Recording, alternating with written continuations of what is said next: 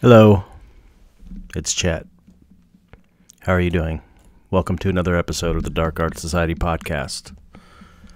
Today is episode 144, and the guest is Jason Limon.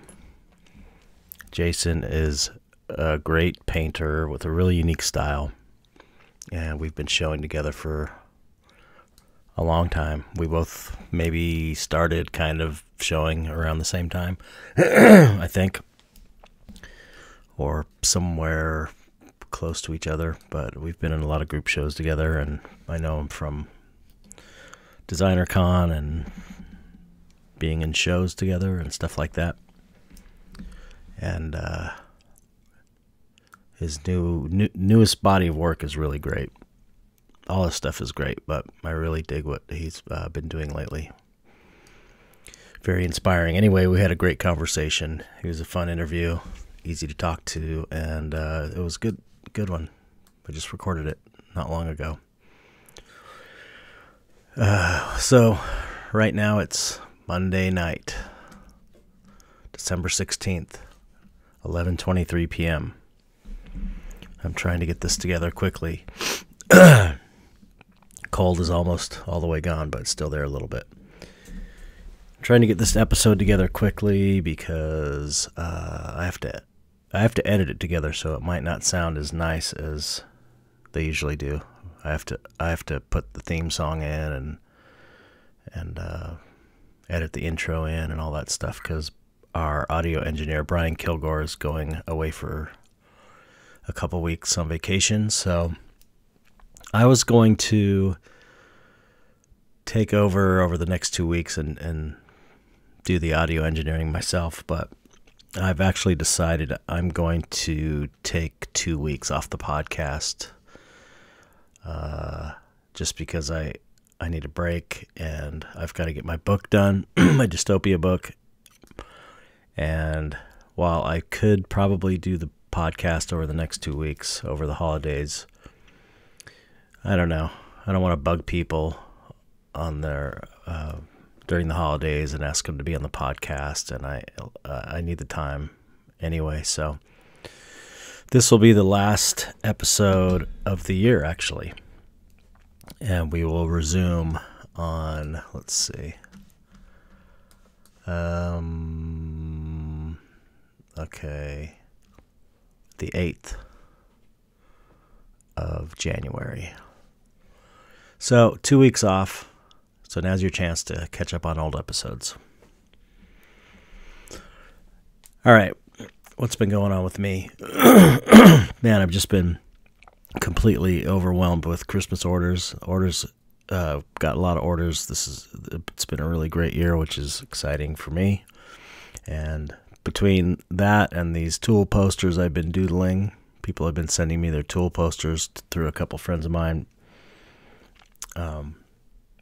My friend Myron and my friend Vegas have both been kind of funneling these things to me because I can't keep track of it because I'm too scatterbrained. And I've been doing a lot of doodles, so that's been good, keeping me busy. Now I'm just trying to get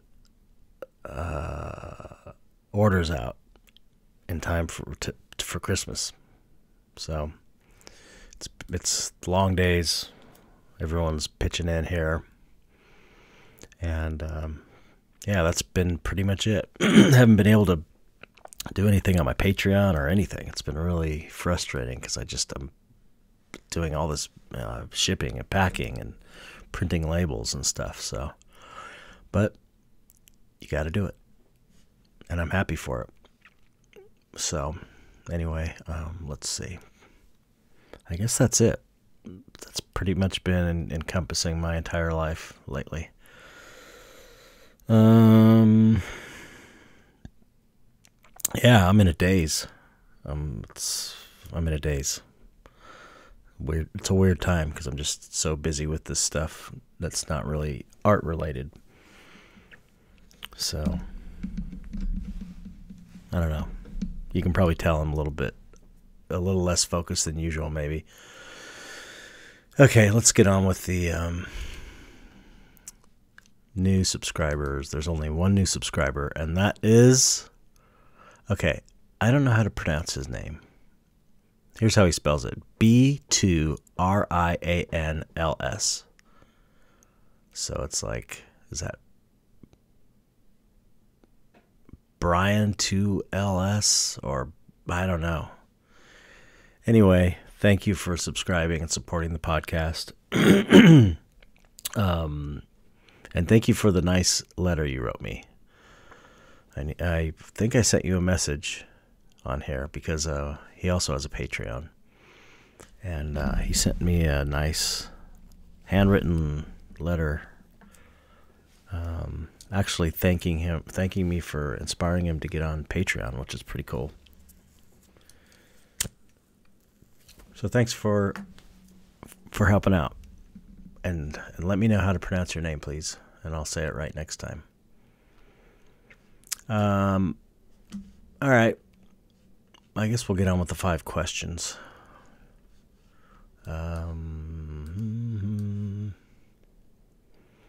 Okay. Rob Elrod, any advice on finding your thing? Well, I'm assuming you're talking about finding your artistic voice or your specialty or whatnot. I think that just creating work repeatedly, you will find your thing. It'll naturally happen. It naturally develops. It's not like you think about your thing and then you do it, or at least that's not how it was for me. And I know a lot of other artists I know, it seemed to kind of happen organically by creating a lot of work over a long period of time. I'm sure some artists, you know, are like, oh, and they thought of the idea and then just did it and it worked. But that's not how it worked for me. I spent probably 5 years before I really found my thing, which was the monster portrait thing. So, yeah, just create work and keep experimenting, you know, analyze your work, find the things that you really think you were successful at in your work, and kind of play to those strengths. That's what I would say. RF Pangborn. LOL, cleaning up, love it or hate it? Well, we all know what the answer to that question is. It's not that I hate cleaning up. It's that I get so involved in what I'm doing that, you know, when I'm working on a painting and I'm into it, keeping things tidy is just not in the realm of the same realm of importance whatsoever. It seems so completely unimportant compared to the work that I'm doing at the time. That seems just like of the utmost importance. So I don't let it get in the way of what's important. That's how I feel about it. However, I like to clean up when I have time and organize. You know, I just don't have time. Usually don't have time, and I usually, what happens is my studio gets just to the point where it's ridiculous, and I would be embarrassed to show anybody a picture of it, like just terribly messy and awful, and then I can't deal with it. It gets to a point where I can't deal with it anymore. It drives me crazy. I'm knocking stuff over every time I take a step, and I just have to stop what I'm doing and just clean it for a day or a few hours. That's how it usually goes for me. And then I just start working and it's all nice and clean and I feel good. And then it just slowly starts getting messy. And then the deadline comes up and then boom, it's over. It's just a wreck. And then I clean it up when it gets really, really, really bad. I just feel like my threshold of dealing with a mess is a lot higher than most people. Most people, it gets a little messy and it bothers them, so they clean it up. Me, I have a very high tolerance for messes. I can work in a pretty messy studio, but it does get to that point, and I think that You know, those people on that Hoarders, that show Hoarders. I don't even know if that's on anymore, but you know the show. Seems like those people don't have any threshold, so it never stops. I just have a high threshold. Okay. Okay, Frederick Gory Adams. This is a good one I've been wanting to answer. So I've been told if you work a full-time day job and do art in your spare time, you're not an artist, but just a hobbyist. What is your opinion of the difference, if any? I think, you know, I don't think you're necessarily a hobbyist. I mean, if you're creating artwork, you are an artist. Doesn't matter if you're charging for it or selling it or not. And more than that, I think being an artist is more of a mindset. It's a way of thinking about things. It's being creative, a creative thinker, more than anything, really. So I think that's bullshit, that if you have a day job and you do art in your spare time, it's just, you know, it's not true. Anybody that says that's full of shit. I worked for 7 years at a day job, and I had my career going. I was building my career, but I was selling work and showing in galleries and stuff while I was working my day job full time. So don't listen to that. That's bullshit.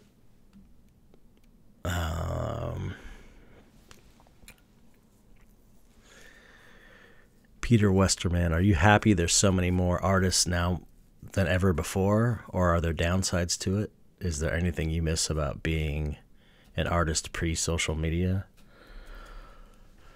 Good questions. I would say I'm more happy.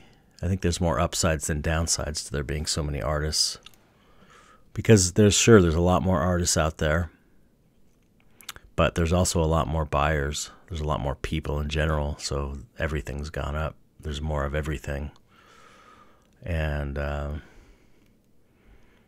don't know, I've never felt threatened by other artists, really. I never felt like, I don't know, in competition, like it was messing me up, messing my business up because there was other artists. Not really. A couple times I've saw people that I thought were kind of ripping me off a little bit and charging a lot less than I charged, which was kind of like, seemed kind of lame. But then again, it's not, you know, I don't think it's that big a deal, really.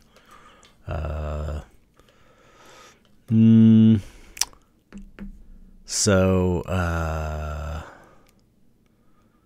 I don't know. I think the camaraderie is good, and the fact that we can all support each other is great. And I think we all, you know, for the most part, we all help each other, at least all the artists I know. There's not really put it this way, I'm not friends with any artist that I feel like I'm competing with. It's just not like that. It's like we all help each other. It's just kind of the way it's always been, and I probably take it for granted, really, because I don't think it's like that, or it's always been that way. So, as far as the social media, is there anything I miss about being an artist pre-social media? I wasn't really an artist pre-social media. I guess I was. I started my early in my career when I first started painting. There wasn't social media. I mean, social media has become, at this point in my life, for me, it's kind of become, I don't know. I don't want to say a burden, but kind of a burden sometimes, like, because with the algorithm, you have to always be posting. Like, when things get busy, you don't have time to post on Instagram. It's like your numbers just stay completely flat, because of the algorithm. So you kind of have to post every day or every couple days. And sometimes, like now, I've been for like 5 days straight, I haven't been able to really post any art stuff or anything on there. And so that's kind of lame. I don't like that. But whatever, I just roll with it. I just kind of go with it. I know there's a lot of life that's really different, not just being an artist, but just being a person pre-social media. Seems like there's a lot more distractions everywhere now. But okay, let me see. So here's a good one. Tyler Schwartz. What do you think about hyperrealism and photorealistic paintings? Do they impress or move you? I like them and appreciate them, but it's on a technical level, but that's not always true. Sometimes, if a good image is a good image, and if it evokes an emotion, it evokes an emotion. And sometimes photorealism stuff does that. Depends what your idea is.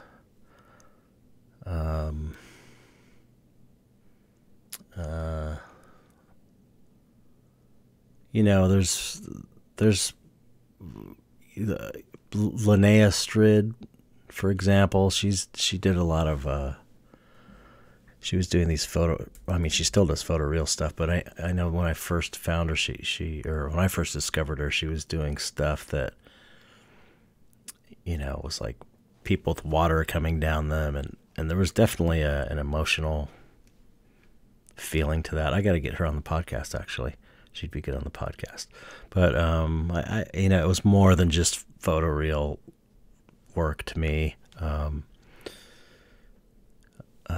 David Casson has been on the show. He's another example. I mean, he's considered a photorealist, but I never really thought of him that way. But his stuff absolutely is as emotional as a loose, messy painting from someone who paints really expressionistic or expressive. So I don't know.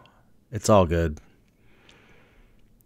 But I do appreciate the technical aspect of it. And people always say photorealism is easy. It's not easy. I don't know. And it's, the people who say that are people that probably couldn't do it themselves. I don't think it's easy. I've done photorealism stuff and it's not easy. It's a little more controlled, I guess. You take your time with it. But it's not easy to me. So I like it. And I think it's all about what your idea is. Having a good idea can work with just about any style, I think.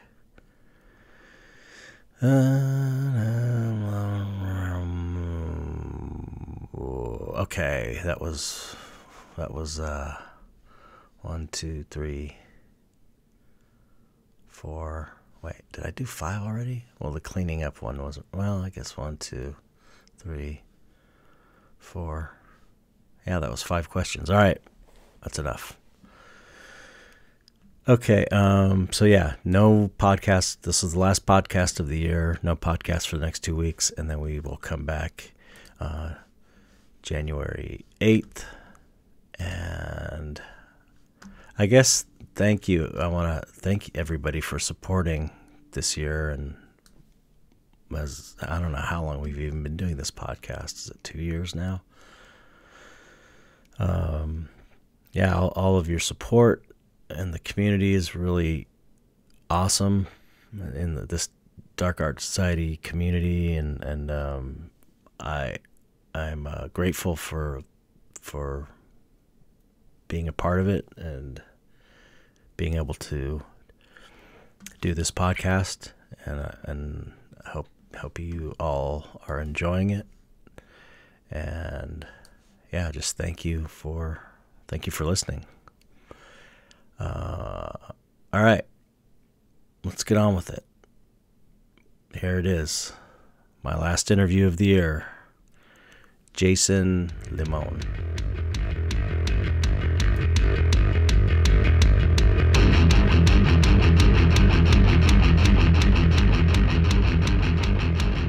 What's up, Jason? Hey, how's it going? It's going well.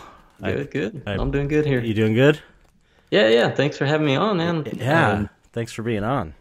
Yeah, I've been listening for a while since you had Mike on in the past. I listened to those. Those were a bit different, obviously, because it's so different when you have that extra person on there. Right. Like the co-host. And yeah. I think you had the topics were kind of like direct topics and less like conversational, I guess. Yeah. It was mostly the whole way we started it was like, we used to talk on the phone and just bullshit about things, and so we thought, you know what, we should just put this on a podcast because it's kind of interesting, and then it started morphing into more interviews, and then Mike had to quit, so then I didn't want to I'm not good at just talking by myself, so. Yeah, I bet that's kind of tough. Like, yeah, I mean, trying to do a podcast just on your own, it seems, pretty tough. But, I don't know. I think it's pretty awesome that you're doing this. I don't know where you find the time, honestly, because it's you're always putting out, constantly putting out work, paintings, and it just seems like, I don't know. I know I wouldn't really. I guess maybe I could find the time, but it's it's tough. The thing is, it's like, Mike was doing all the production basically, because I was so busy. He was dealing with pretty much everything, and then I would get the guest, like contact the guest and get them on, and so I had to do very little back then except promote it and stuff. And then when he left, the ball had already been rolling, and I just felt like I can't just stop this now, so I just had to figure it out and make the time, and it just So you're editing the podcast too? No, actually. Okay, you got someone else doing that? Yeah. Mike was doing it before, but now we got an audio engineer named Brian Kilgore, who's really great, and he helps out and puts the podcast together. Although he's going on vacation tomorrow, so this episode I'm going to edit together with the little theme song and stuff. So if it sounds weird, everybody out there, it's because I just, don't know what I'm doing. Oh, yeah, it probably sounds like I'm in a cave, too. I don't know if you get that on your side, but it's like I just finished building this a studio space in my backyard. Oh, cool. Yeah, it's... that sounds all right. It sounds a little echoey, but it doesn't sound bad. Oh, okay. There's just not enough stuff in here. Yeah. It's like I haven't filled it in. It's really empty, but I spent like maybe the past 4 months building it pretty much on my own. Really? Probably about 95%. Wow. Yeah. How do you this is a fantasy I have of building. I mean, I talk to my wife about it all the time, like building a big studio in the back. How did you do that? Do you know construction or something, or no, did you have someone do it, or it's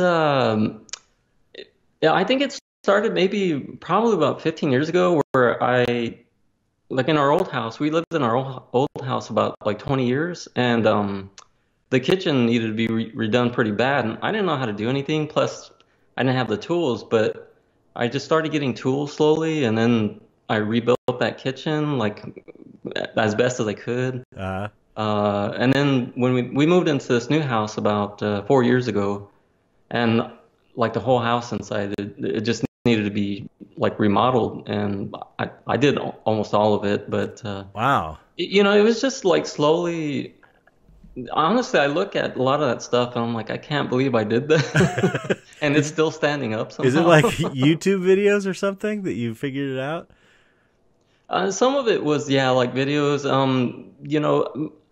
For this place that I built, I got some help from my brother, because he used to do construction a long time ago, and so he had some knowledge, but so he did guide me some of the way, but a lot of it was just kind of, it sounds like crazy, but it's not that hard, like building like the frame of a structure and then putting walls on it. Once you get into it, it's not too bad. And That's crazy. It sounds so crazy. Yeah, it's crazy, but because I look at it and it's like, wow, it has windows. I put the windows in, I put the door, and it all works somehow. It's amazing. But yeah, I've had maybe about like I was trying to calculate the amount of times I'd moved around, within the two houses we've had within the last like 25 years. Mm-hmm. And this would be like the eighth time I kind of moved within the houses, and I just always felt like I was always in the way in every house that we were in, and right. It was sometimes really tight and crammed, and oh yeah, my art is taking over the house. That's why I want to get an outside studio. It just grows and grows and takes over everything, and it's like yeah, I know, and it's tough. Yeah, it's tough, but I just did it. I'm like, I was gonna, take my time and do it in the future, but we actually like my niece ended up moving in with us. I'm gonna say about 6 months ago, and it just kind of forced me to move quicker and do that.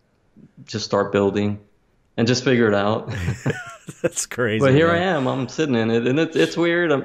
But I'm still trying to get used to it because our yard is like the piece of land we're on. It's an acre, about an acre big, but it's kind of wide and it goes back, and in the back there's a creek, wow. And it's really dark back there. So at night it's kind of freaky coming outside. Sounds amazing. Sometimes it's cold, so it's like, oh, I gotta, put clothes on now to go, go to work. It's a weird feeling, and I'm still trying to get used to it. But yeah, it must be. I imagine it would be so exciting. Like if I all of a sudden had a studio, how much space? How many square footage is it? Square feet? It's not huge. What is it? It's I had to keep it under 300 square feet, but it's about 250. Okay. Something like that. That's like if I had like a brand new 250 square foot studio, I would be just so excited and so wanting to just paint, and I'd be so into it. I would love it. Yeah. No, it's pretty awesome, but like I said, I'm still trying to adjust. Because I for a while too, I couldn't have my easel up, and in fact I haven't used the easel in so long. Like I'm usually within the last few years I've been working small, and because I'm trying to fit on my table. And finally I put the easel up maybe like a week ago, and I started working on something a little bigger just to try to get back into doing something a little bigger. Right. But and my table is it's a pretty big table too, where I've also had a smaller table that I had to use over time, and it's good to have the space now to try to just do more, because I'm kind of like right now in the middle of that, trying to do things a little different, do more, and maybe get back into doing things that are a little bigger, because for a long time I've been working really small, and I'm just always exploring with small work, and I'm, kind of excited to do bigger things. It's just hard to get even back into that, Right. Yeah. Well, it sounds, I don't know, it sounds exciting to me. Oh, it is exciting, but yeah, you still got to get used to it. It's strange in a way though too. It's because it's, I've always just, when you're. Sometimes I'm in bed, right? And I'm like, I got to get up because I got to go work. And so you just go to the other room, you start working. It's easy, right? But I know it sounds like, I'm still in the same, yard, in the same house pretty much, but I have to go outside. Right. So it's a little weird. I don't know. I just haven't adjusted. Wow. Yeah. Well, yeah, I still can't believe you did that. But so one of these days I'm going to hit you up and be like, hey, how did you build your studio? Oh, yeah, totally. I mean, I don't mind sharing anything I've done. I mean, a lot of it is just figuring out. But I had one of the last things I did in here was I had to spray the texture on the wall. I'm like, I don't know what I need for that. I've never done that before. What do I do? Do I buy like cans? And so I'm looking at all the options, and really what you're supposed to do is go get this it's called a hopper where you toss in it's kind of like a mixture. You mix it with water and you just spray it all over the place. And so you connect it to this little compressor and it just starts blowing out, right? And so I'm like, something about it was like, well, I don't know, this feels weird. But after a while, I just was like spraying it everywhere, having fun, and like it was pretty insane. But that's the thing is like I'm always like aside from art, I feel like I'm always down for learning other things, and Yeah, for some absolutely. reason it's been like building or like making small thing or constructing something is it's been kind of like on the side where I've just been learning more about that, and I really don't know. I mean, I'm not going to do that for a living, but it's good to have all that, just to make and build and try to just because I built a shed maybe like a few months back too, and Right. actually a few years ago. But that, you know, I'm just trying. I think it's just because I'm always locked away painting. It's like I feel like I got to do something Yeah. a little different, and Oh, I can it's relate, man.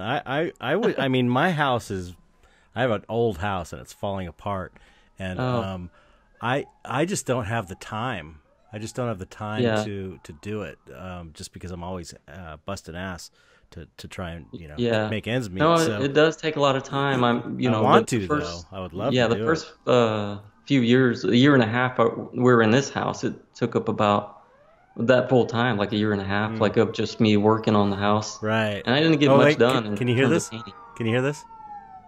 Oh yeah, what's going on? Where do you, It's Santa Claus. Santa Santa Claus Claus goes got on. arrested, or is that a siren? He's on a he every year he drives around all the streets of my neighborhood on a fire truck and Oh, okay, okay. throws candy. So it's like Santa Oh, got arrested. okay. So that's what the sirens are. Are you seeing the video lag on your video? Is it in No, I'm sync? not. It doesn't seem so laggy. No, no. Oh, okay, because you're like 5 seconds behind. Oh, really? Yeah. Is So, the but audio too, the or the just the audio video? is perfect. That's why I don't want to mess with anything, because the audio is like, at first it was like it was clipping a little bit at first. Now it's Oh perfect. So no. I'm just gonna Okay. leave it. So Yeah. I Well, my might not computer's be a bit older. I I might got not an be older looking at iMac, but I don't know. Hopefully, it can do the job. yeah, yeah.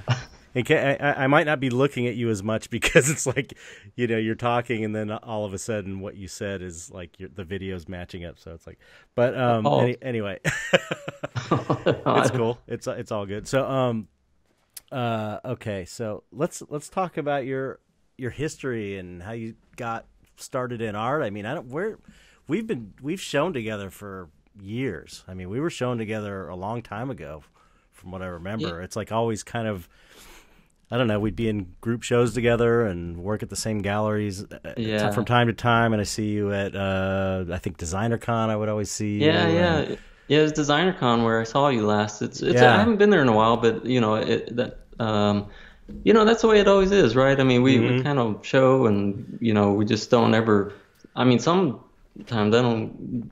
I actually hardly get to meet any of the artists. I mean, I've right. met some that that I've been able to work with or show with, but Well, plus you're out in it's just, Texas, right? huh? You're out in Texas too, so Yeah, you're not I'm in in, Texas. I'm in San Antonio, South Texas. So yeah, it's a little tougher to get out, right. out there and do things. The one time at DesignerCon, I think it was in 2015. I that one was pretty hefty because I had a whole booth, and I was gonna, I just rented like a big SUV and just dragged out a bunch of stuff, and Oh, and you drove. it took forever to get there and Yeah.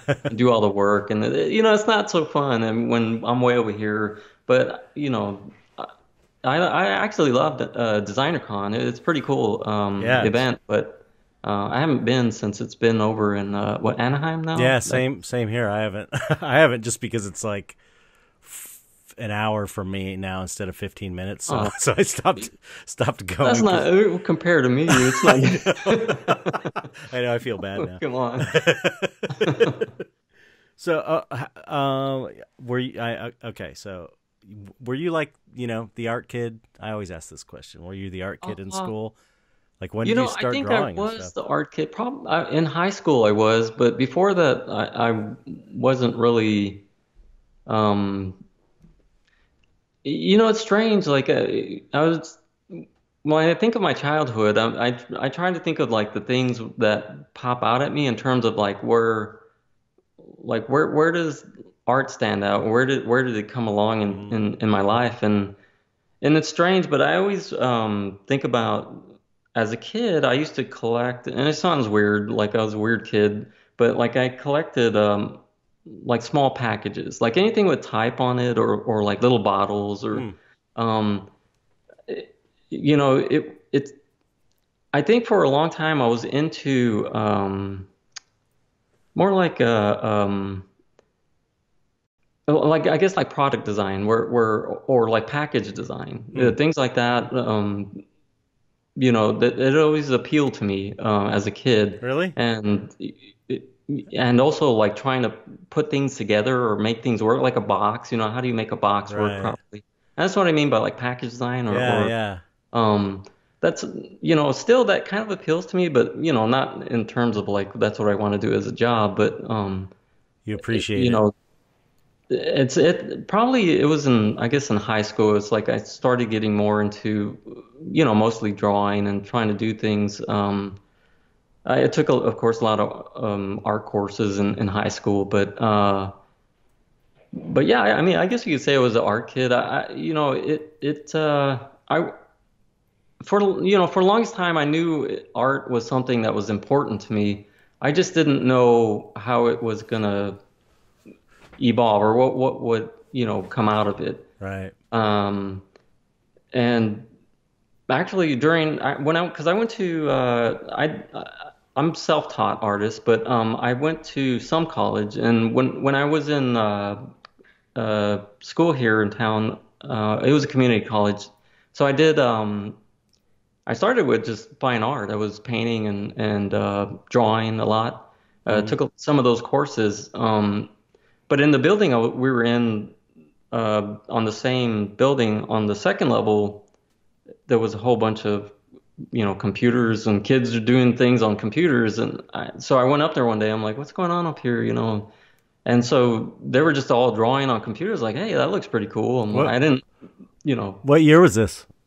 oh, this was early 90s, like 90 92, somewhere around Okay. 91 92, somewhere around there. Right. And so, yeah, that was really early too. The computers were like, super Yeah. old, but it was just totally different feeling from what I was doing. I was really curious about it, and so I kind of went up there, started asking around, and I'm like, so I kind of switched my major to graphic design, Hmm. and I got into that, and before I graduated or anything, I was lucky to get a job in graphic design, Oh, wow. which is where I learned a lot of basically a lot of my graphic design. So I don't do any graphic design anymore, but I had done it for probably about 12 years, somewhere around there. Oh, wow. So that. Um, but it's weird because the whole time I was doing that, I was always drawing. I didn't do much painting, but not until later, Hmm. probably maybe like mid 2000, yeah, probably mid 2000s, I guess I started painting more. Hmm. Um, but yeah, it's weird, like because I went to the whole graphic design thing as a job. I did all sorts of learning and things, and I was all into the technology, and I wanted to know every bit about like the software, everything I can get into and learn about it. Like I wanted to learn it all, but at a point in time, like I got it was in when was it? About 2006, I got laid off from I was doing the graphic design job. I got laid off, Hmm. and so I just kind of took that opportunity to explore painting. Hmm. So I started painting full time. I'm like, I don't know where this is going, but I'm just gonna try it. And so I tried to do some illustration work, which I did a little bit. I didn't do a whole bunch, but Um, at the same time, I was trying to get into galleries. At the same time too, there was a. Were you ever on Flickr? Like maybe around the like 2010 or Yeah. maybe even earlier. Like no, I'm gonna say about 2007, 8, somewhere around there. Did Yeah. you ever use Flickr? I think so. I mean, no one uses it now, Yeah. but I so remember it. I'm sure I yeah. used it. I'm Oh, sure I used it at some point. yeah. But there was like a little community of artists on there, which Oh. I kind of got. It was kind of cool. Like we communicated, and it was fun to. I felt like I was kind of growing with this group of artists, Hmm. and we were all kind of passing around like what galleries can we show at, and Was there uh, anybody that that's still doing it now that you know of uh, from that group? yeah, yeah. Some of them I'm trying to remember maybe some that y'all might know, or what I don't. Have you heard of Andy Kehoe? Yeah, yeah. Okay, so I remember he was in there. Do Oh you know wow. Dan May? Who? Dan May? Yeah, yeah. I remember Dan May. Okay, so yeah, I he haven't was in heard his there, name in and then forever. Colin Johnson was he does like Colin Johnson. I've always liked his work, but it's not really anything dark, but it's Right. he did these little he called them like what are they hyper collages, Hmm. and it's just a bunch of tiny little pieces they were crazy. I don't know how he did them, but I'll have to look but him up. anyway, it was this little group on there that kind of we I just always remember that group because it felt like that's the time I jumped in and Right. I started to try to hit up galleries. Like, honestly, I had some paintings that I just had up on my website. I built a website early on, Hmm. and I just kind of threw a bunch of emails. I just sent out a bunch of emails to different galleries that I thought maybe I fit well with, and Hmm. luckily, people, a few of them responded.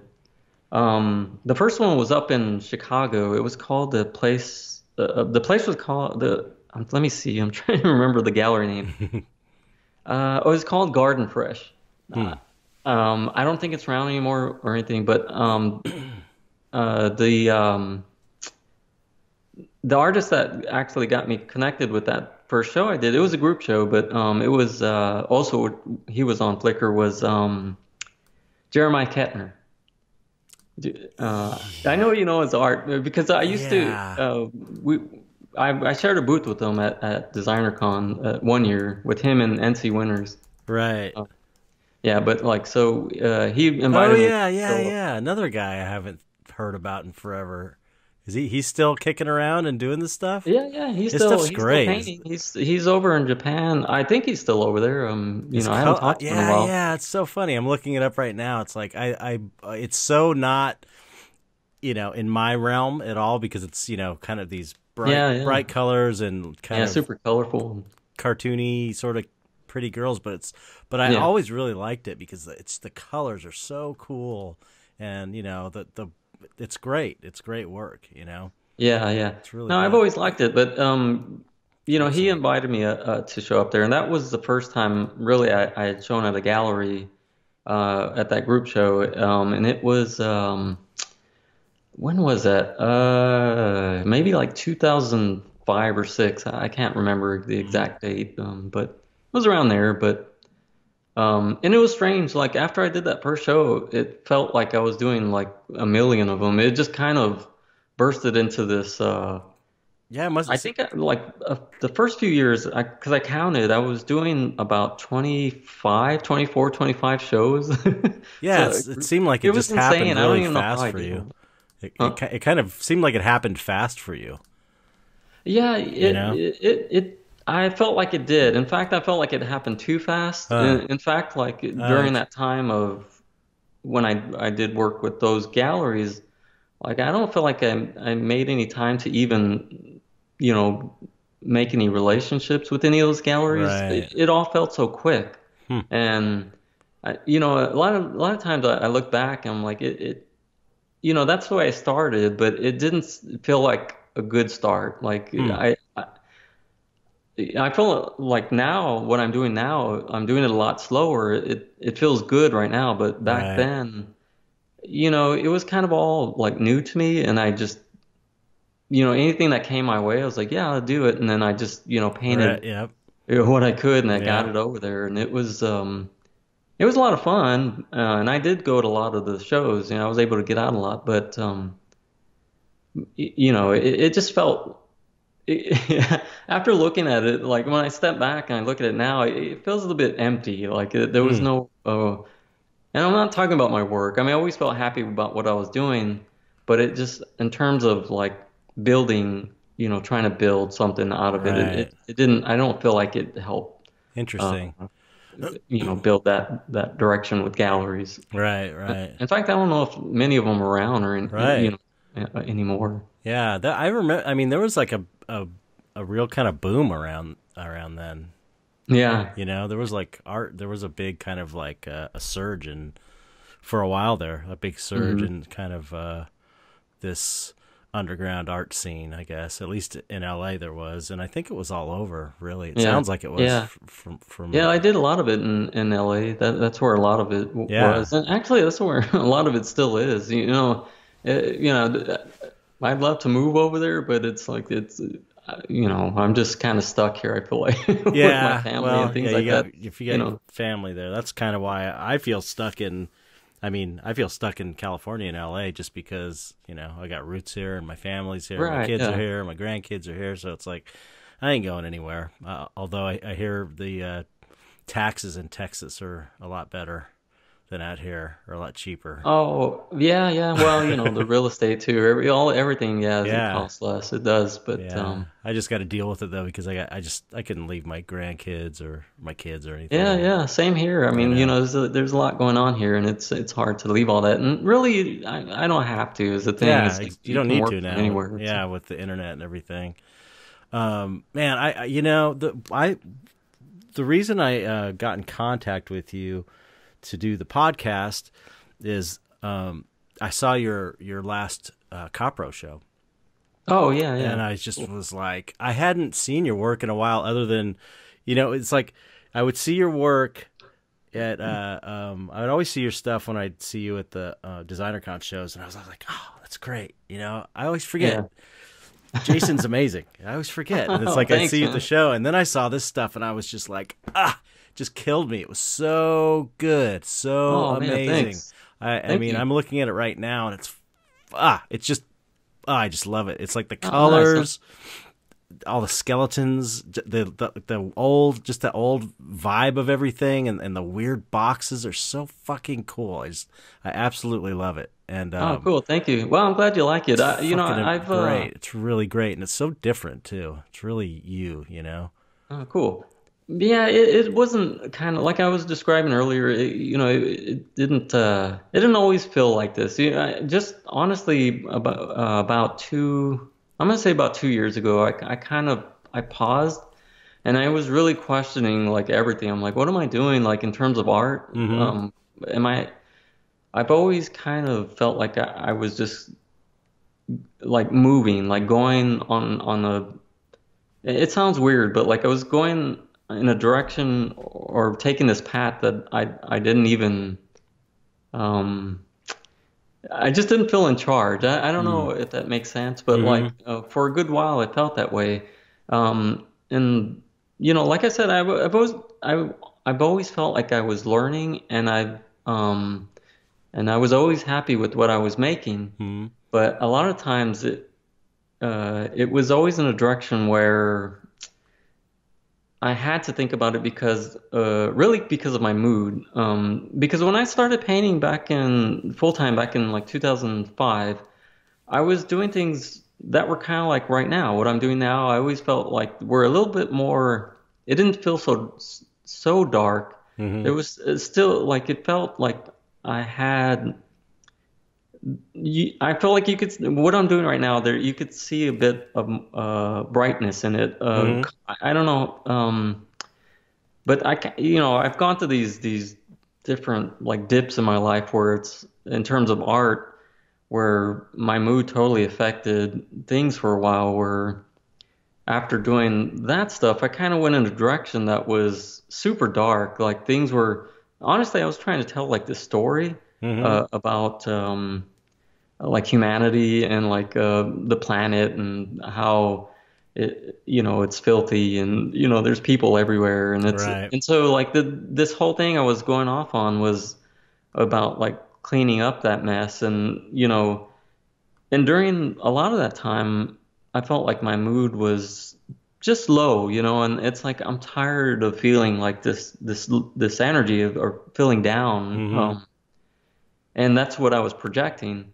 And so all of a sudden, like I think it was let's see, when was it? It was not too long ago, maybe about 2014.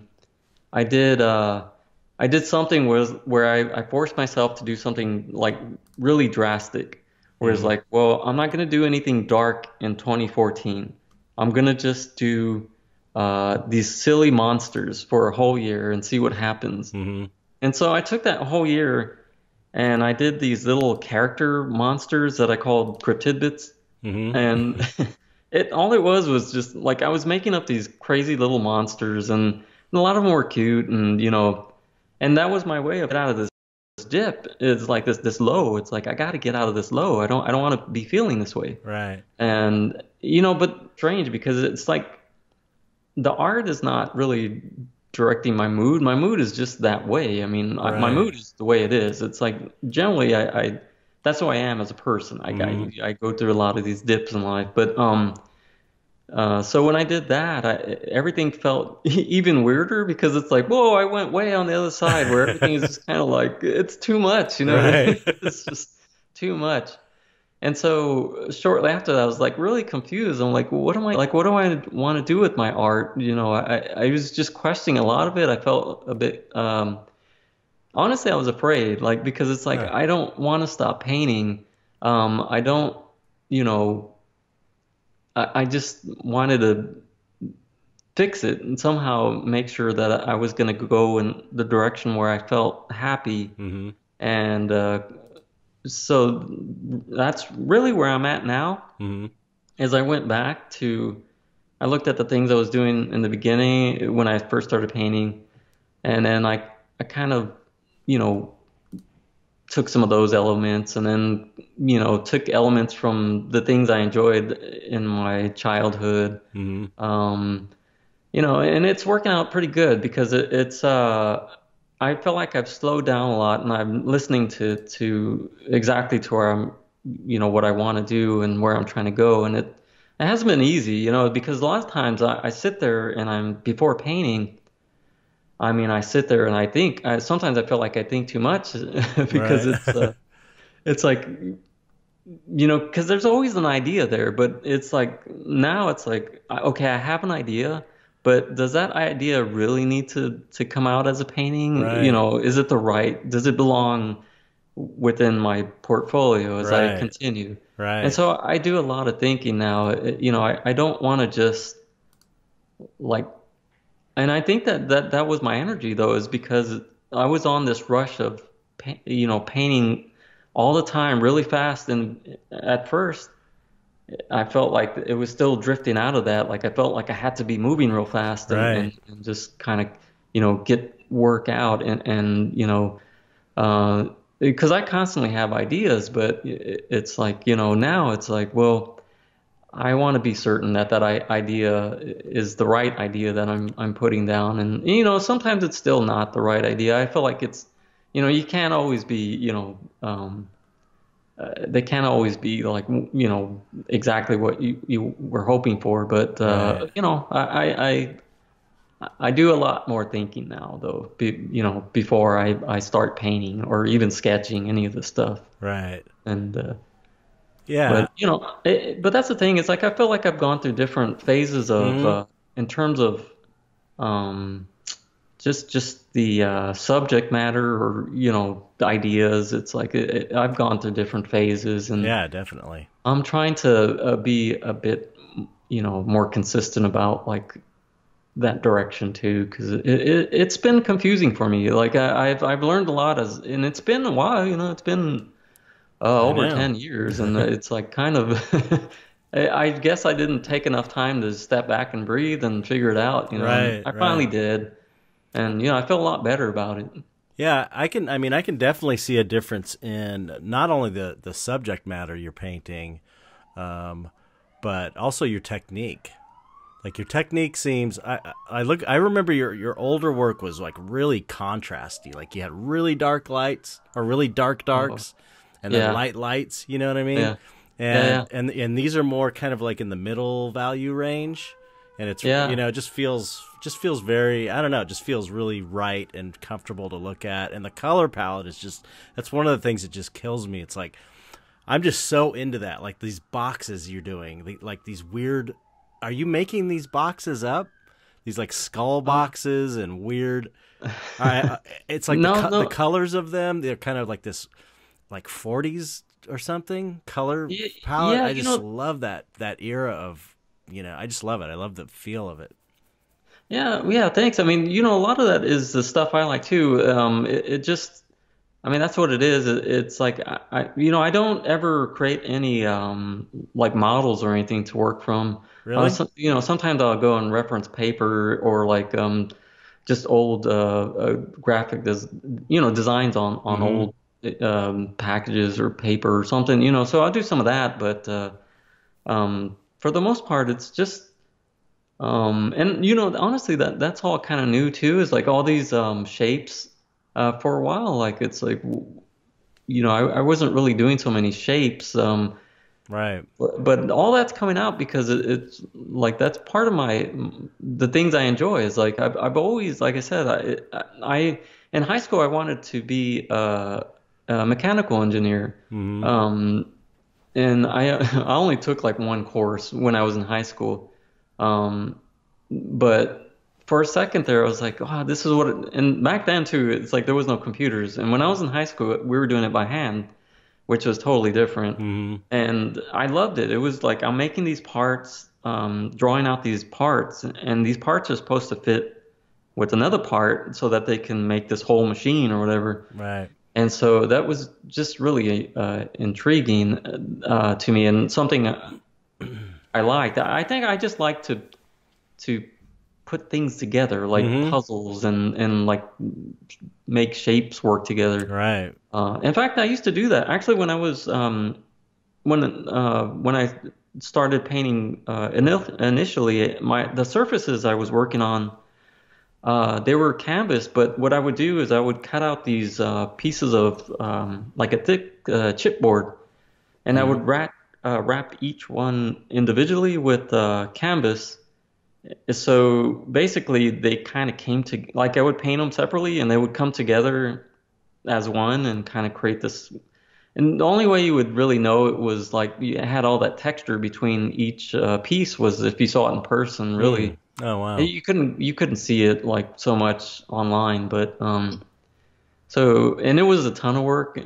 I don't so I don't really do all that cutting anymore and stuff. Right. It's now it's just I just go buy the canvas or I get Right. them cut or something, so that they fit together. Right. Right.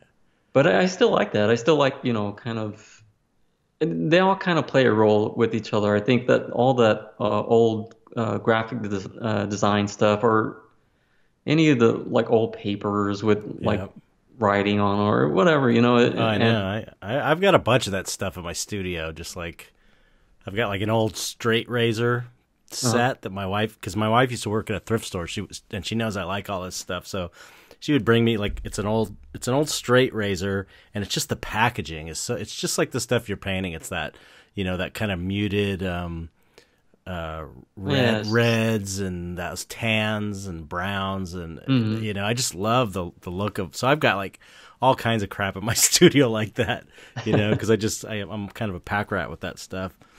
And that's just that's one of the things that attracted me to the Copro show so much, is just that overall aesthetic.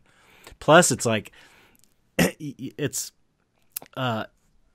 your stuff is, to me, it does fall into the dark art realm, but it's not like super too Yeah. far in the realm, which I like, because it's like I don't think dark art should just be kind of like the most extreme horror stuff. It's like I like that there's all these different aspects of it, and you have that kind of mystery. There's like that sense of mystery in there. Lots of skeletons and kind of like a mystical feel, and it's just really interesting. I've just been kind of looking at these again while you're talking, and it's just like I actually like a lot of the art, just looking at it, mostly on Instagram. There's a ton of great dark art I see on there, and when you say dark, I know what you mean, because it is really dark, but there's always, to me,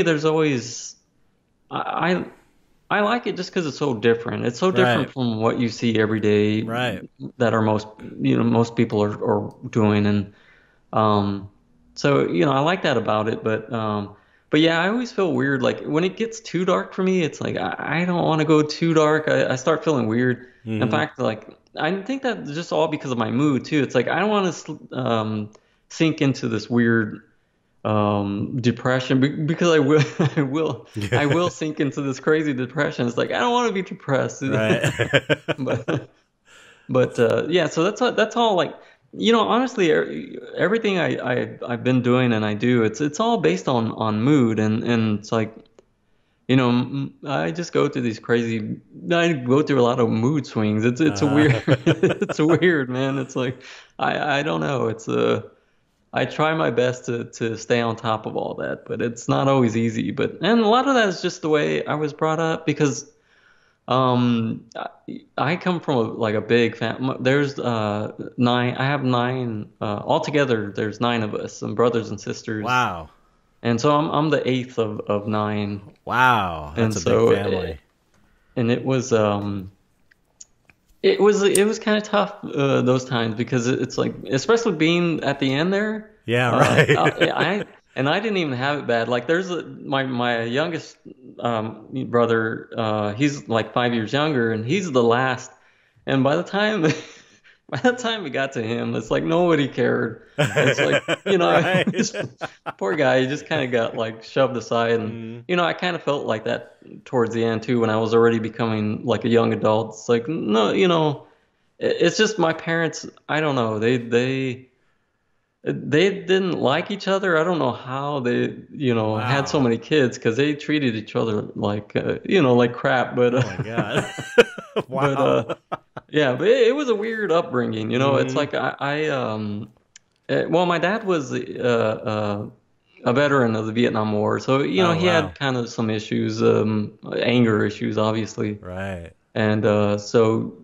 I honestly didn't see as much as my older siblings did in terms of like, violence. Because my dad was pretty violent. And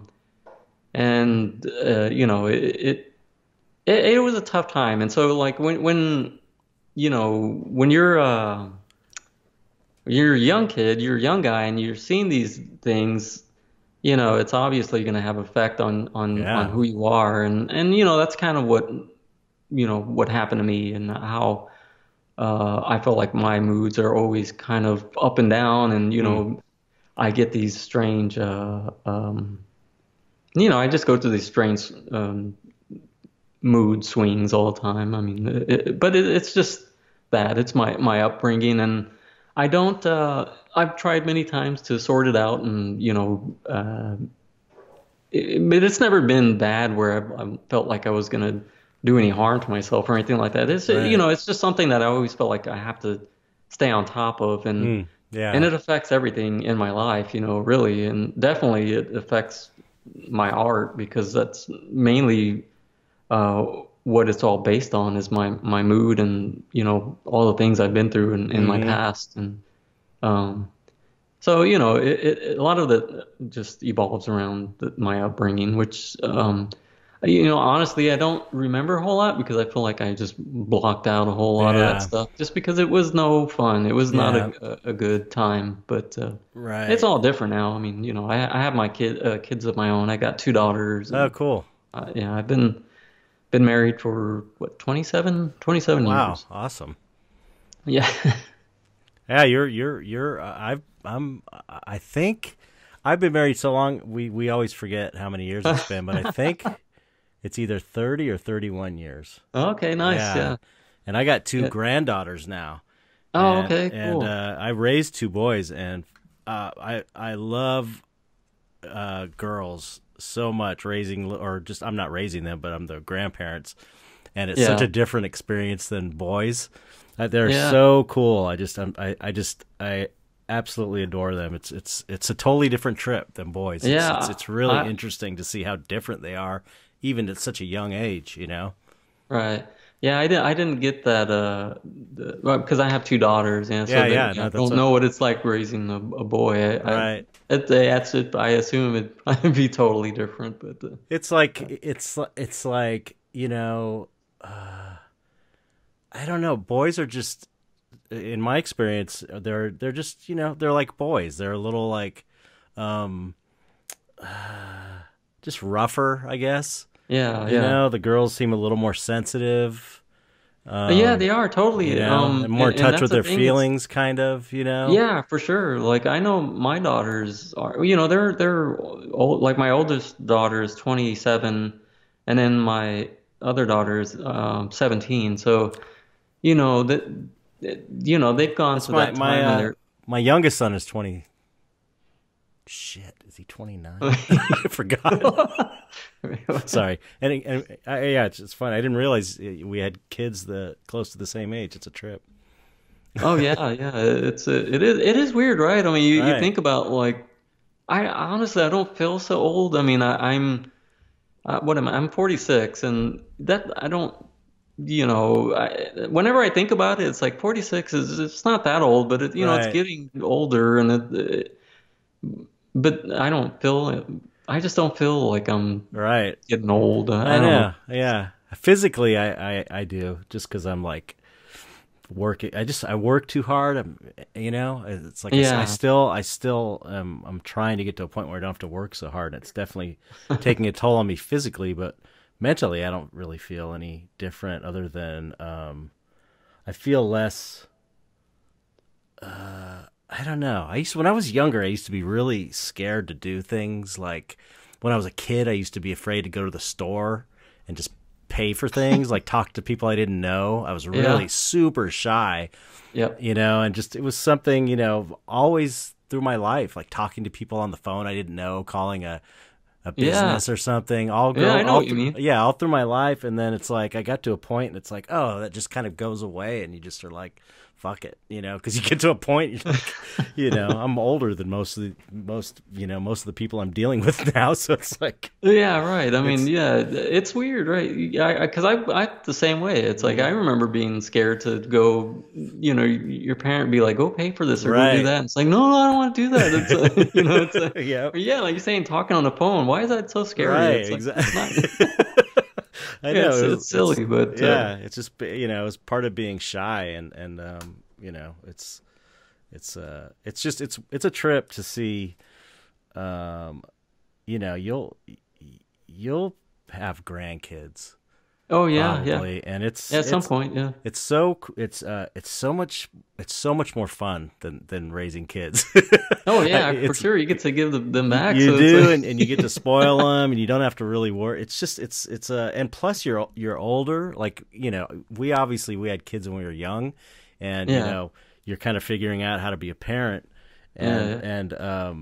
it's difficult, you know. And now it's like you've been through it, and now you get these two little kids in your life again, and it's like, oh, you know how to do it, and it's just more fun. It's more relaxed Yeah. because it's not, you're not worrying if you're doing the right thing. You know, I remember when I was raising my kids, you're always wondering, if am I going to screw them up if I do this, Oh or, yeah, you yeah. know, Constantly following them around and yeah, making sure right, they're not getting in right. trouble. Yeah. So it's really great. It really is. You know, I know we sound like old people probably to most people listening to this, but grandkids is like, it really is, it's like the reward you get for raising kids. Yeah. It's such a great, amazing. It's so much fun. It's like Yeah, it's yeah. just No, super fun. I'm not there yet, but Yeah. Oh, you're I'm gonna love it. excited about it. You'll love it. It's so much fun. Yeah. So you paint in acrylics? Yeah, I do paint acrylics. It's funny because I was thinking about this when I heard I recently heard it was Luke Chu. I think you did a show with Mm-hmm. him not too long ago. He was saying he works in acrylic, and Mm-hmm.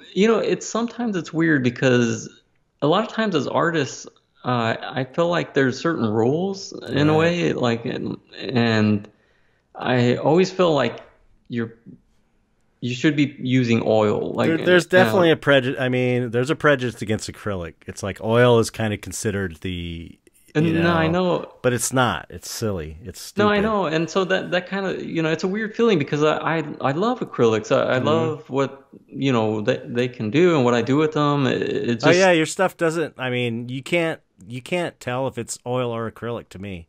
I mean, yeah. that's the thing about it. It doesn't matter.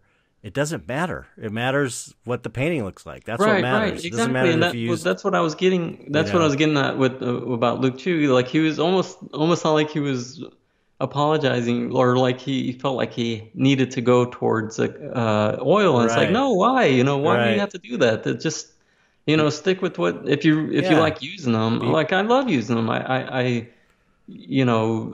I've just gotten so used to them yeah. and Yeah. doing certain things with them. It just I mean, if you're able to get the result you're getting from acrylics, I wouldn't change it up. I mean, maybe for fun to try it out, but yeah. but I've tried it out for fun, but I just go back to acrylic just because yeah, I just you got a workflow. It's obviously working for you. So if it ain't broke, don't fix it.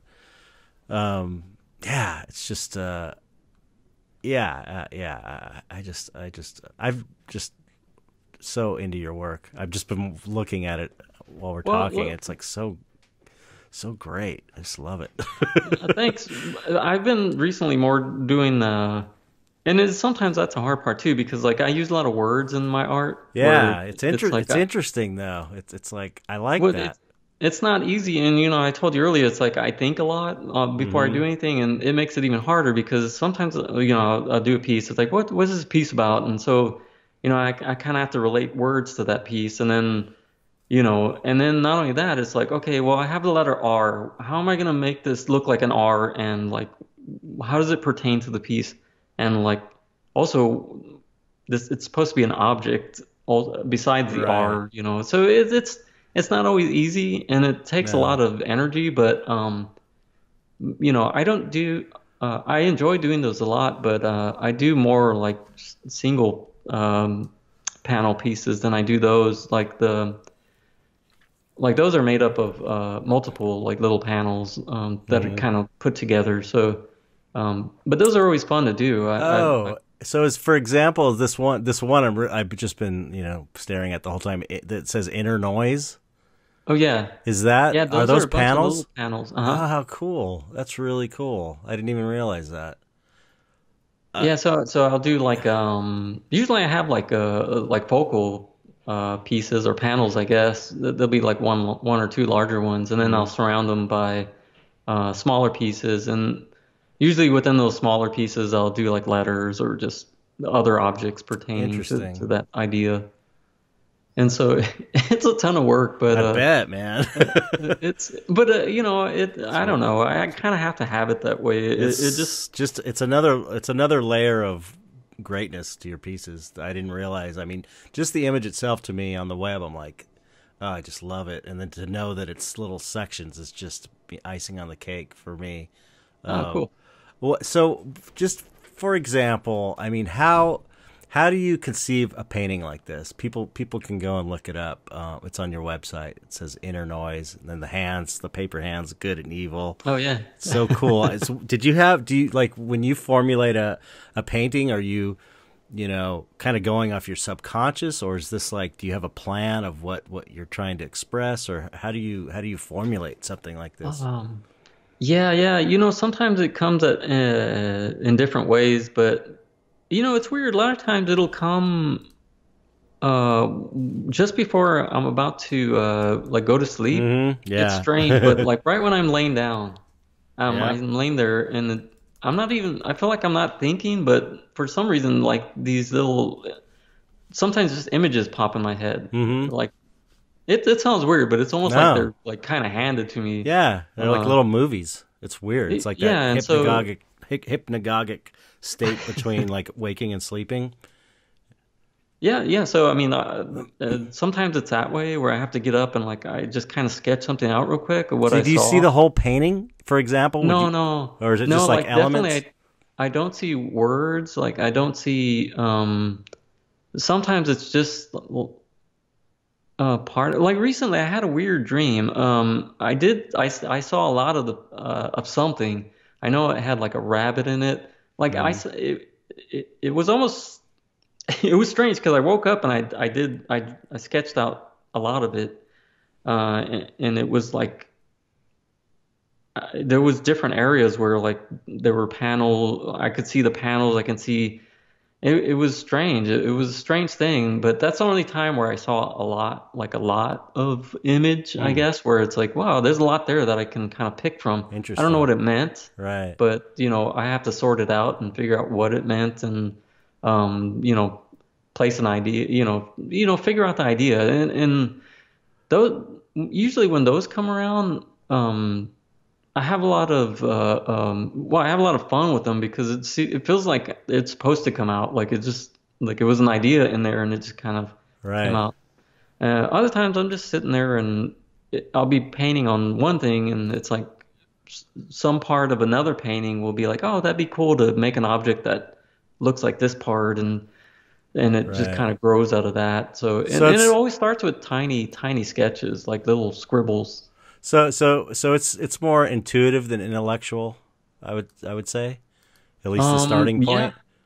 Yeah, you can say that. Yeah, because And I take it from something usually really simple, just a quick thought and or like a weird snapshot that comes in my head, and then mhm. do a tiny sketch, and it just kind of evolves sometimes into some, or sometimes I do force like where if I just have like one main image, it's like, hey, this would be cool if I wrapped it with this, or these other ideas, and Right. sometimes it's just a single idea that's it's weird that I even go to these little categories because, like, I always feel like I have to place them in certain uh, categories. I don't know why. I mean, it's all just similar stuff, but it just, I think because those ones with multiple panels, they just take much more energy that I feel Mhm. like they deserve their own category, I guess. Right.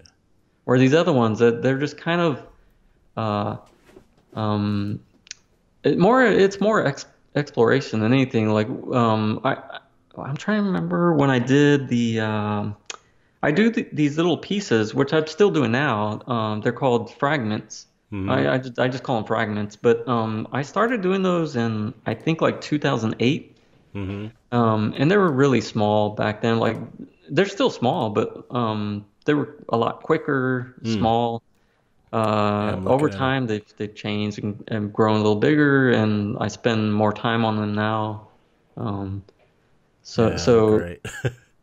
and so like with those smaller pieces, the fragments, usually sometimes those will turn into bigger ideas where I'll paint them larger Mm. and do more with them. Um, so it's just strange. It comes from all over the place.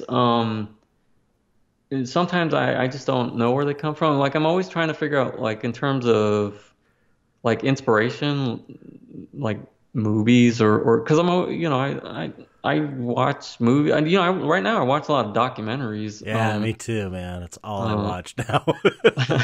I've seen well, every documentary ever made, practically. I'm like always on the lookout for a new documentary. it's easier for us because like you're working, right? And Right. like you don't have to be constantly looking at the It's great. TV, Yeah, it's So perfect. I love it.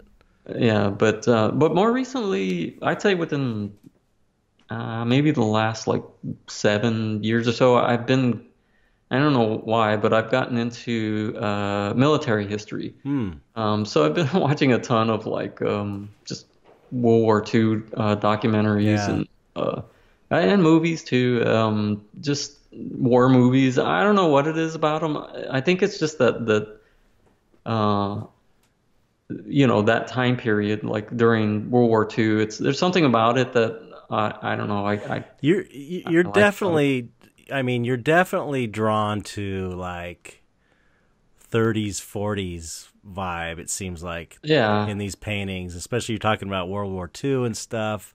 Hmm. It's like something is maybe Yeah, yeah. you had a past life as in the 30s and 40s or something. Because it's like, it seems like that's what the feeling is in all these, and it's like that was such a great time period for just like the colors of cars, and the cars were amazing, and the colors of the cars, and like we're talking about the boxes and the packaging. It's just like, so even the clothing back then was just awesome. Yeah, Man. yeah, and then just in that time period too, just like the whole world kind of changed, Right. based around this whole few years of wartime. It Right. just a lot of things changed, and so I don't know. There's something intriguing about that whole idea that forced the world to change, but I don't know. I've been digging into a lot of that stuff. Yeah, it's interesting. But I can't really say. Maybe it's influenced the work, but I don't know. It doesn't feel like it. Like, and I can't really point to any. Well, You know. I was thinking maybe that's part of what attracted you to those documentaries, because you have an Oh attraction yeah. to that aesthetic. So, more like that's why you watch the documentaries, because you're into that feeling. You know Yeah, what I yeah, for mean? sure. I think so. Rather Yeah. than the other way around. But I before we go off onto another tangent, I gotta know. Like, this is the thing, when because I'm completely intuitive with my paintings as well. It's like a lot of times I don't even know what it means ever, or I'll kind of decide after I painted it. It's like Oh I'm yeah. just going off an image, and it's like, this feels right to me. I like it. It's cool. And then it doesn't really have a meaning, or it has a few meanings, or it's like, oh, I can tell what that means now. But the thing that's different about yours is they have words in them, and that makes it seem like there was more thought, more forethought. But maybe not. Yeah. Is it like, are the words an intuitive process as well? Like, oh, it just feels like it should say this word or this phrase in here? Or is it like, okay, are you logically thinking, well, this is going on in the painting, so these words maybe would fit better? Or, you know what I'm saying? Yeah, it's more like logical, like you described, because a lot of times I'll have an image um, that's there, and so I'll add to it. And one of the things I add to it is words, So, and of course they have to fit within a certain amount of panels. Right. Like That's I true. try Right. to, that's another thing that I have to kind of, Good point. it makes it a little harder, but Mm-hmm. but sometimes I did a piece about a year and a half ago. It was called Disorder. It has Mm-hmm. a woman's face on it, and that one was a little bit different. And actually, it was a lot of fun because I didn't. There was words all over it, but I used I used the word dis, and because dis is in front of a lot of other words, Mm-hmm. and so.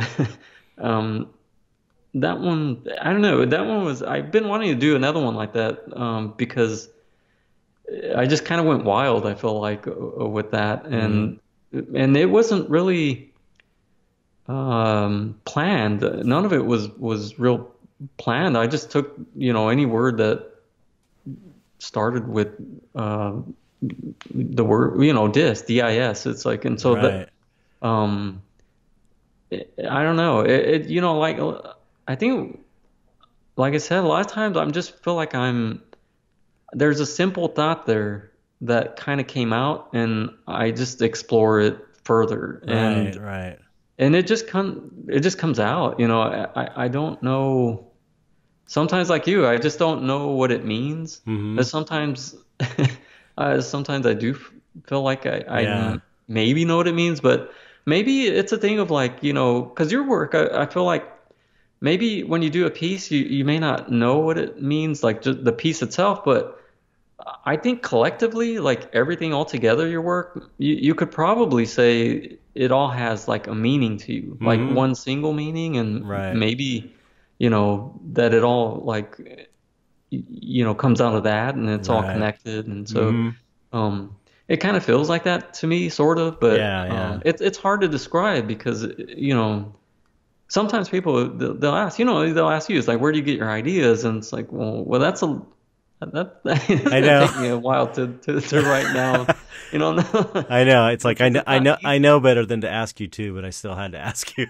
Oh no, no, no, no, of course, but it's just not always easy to describe. Right. All I know is that it all spans from, like I told you, the feelings of this my upbringing, and it has a lot to do with feelings of depression, Mm-hmm. and doing my best to stay in the light or positive, and always fighting that darkness, I guess, Hmm. in my mind. And Right.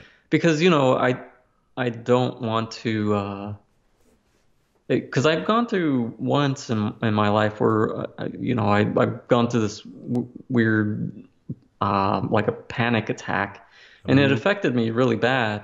And when I ever since I felt that, it's like I don't ever want to feel that way again. And so I definitely always try to. It's not always easy, but I definitely try to always stay on top of trying to stay positive and Mm-hmm. trying to.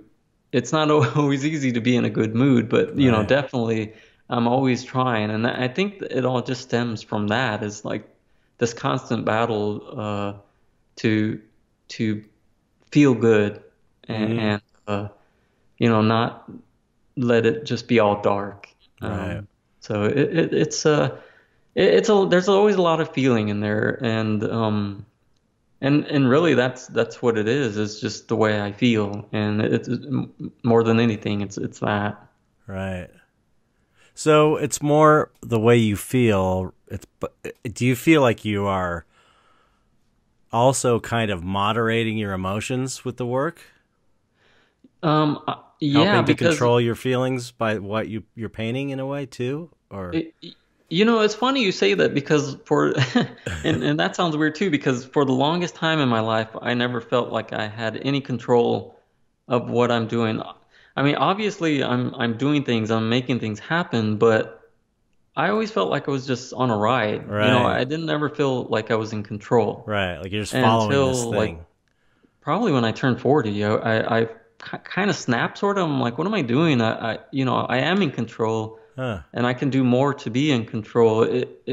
It's I don't know. I mean, I I don't know how to describe it, because like I obviously I'm in control, right? I mean, I'm Right. doing things every day, but it's I sometimes I feel crazy. I mean, I don't it's just because I don't know how to describe it. Yeah, It's no, you don't. I totally relate to what you're saying. I'm sure everyone else does too. yeah. So many people that listen to this podcast are artists or aspiring artists. So Yeah, yeah, yeah, for sure. I'm if anybody understands, it's people listening to this show. I right. would be sure of it.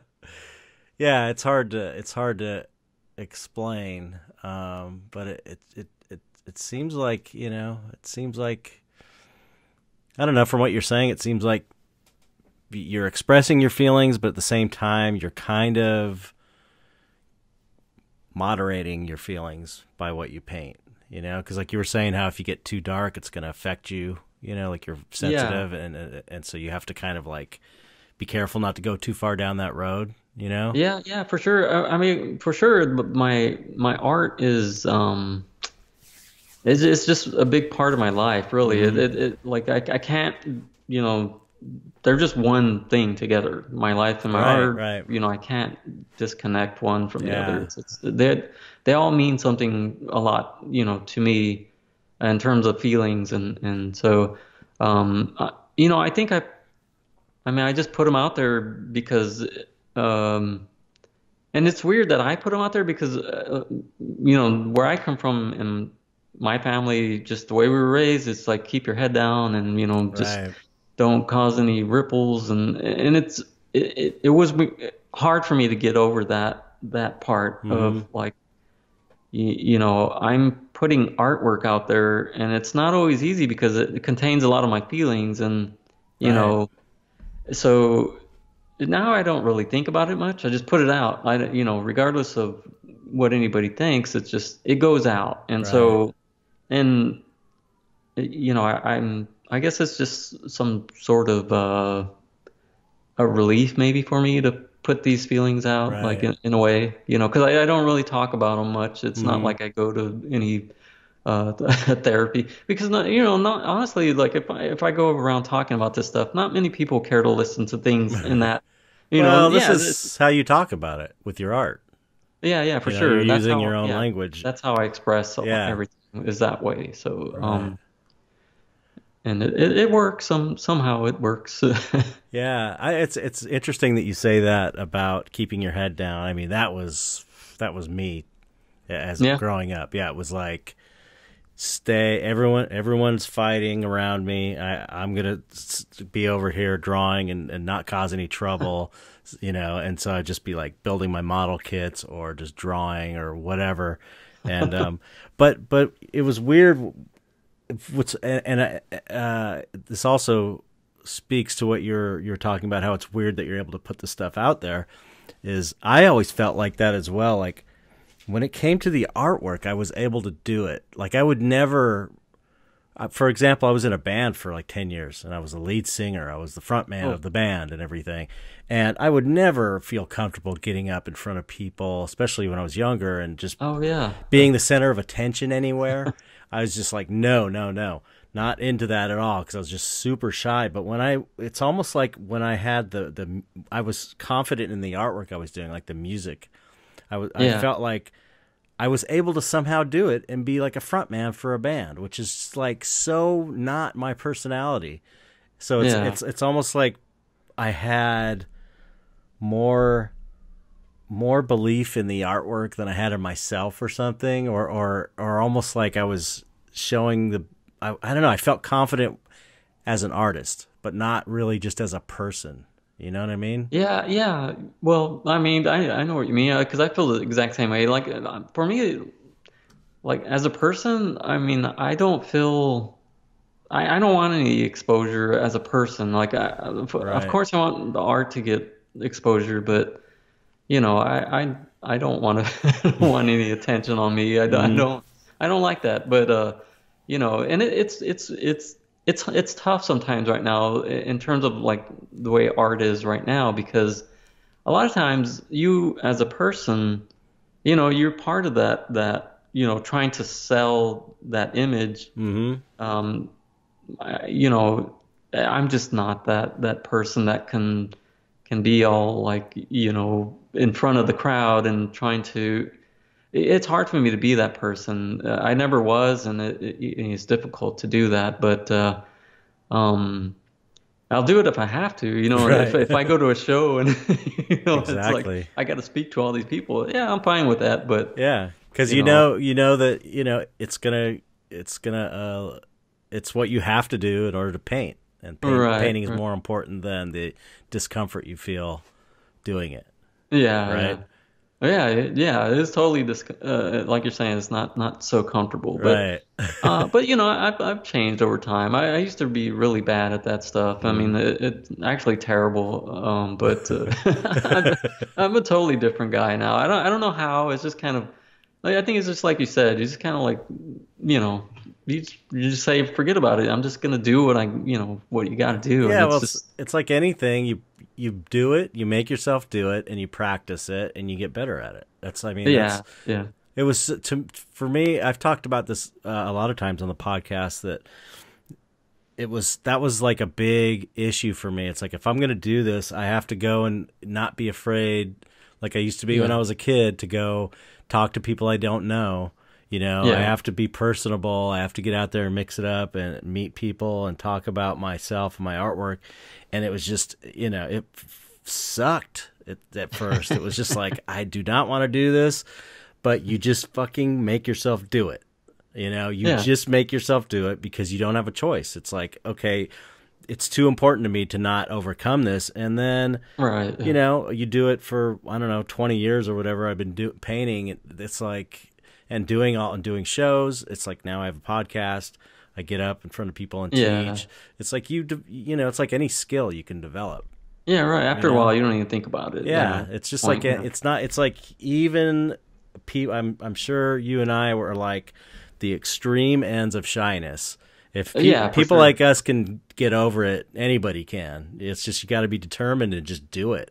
You Yeah. know, Yeah, it's you not have. impossible. Just because you're oriented that way doesn't mean you can't figure it out. You know, Yeah, that's true. you know, Totally. I mean, I feel like and sometimes like I said, it just kind of comes out of nowhere. You just right? You just kind of you, rise to the occasion. You're like, where did that come from? yeah, I you just think talked to all about these stuff. people and I didn't sound like a complete idiot. Yeah. I was always surprised at it. Like because when I was first starting, I'd go to shows all the time, even if I wasn't in them, because I was trying to get connections and Oh, stuff. right, yeah.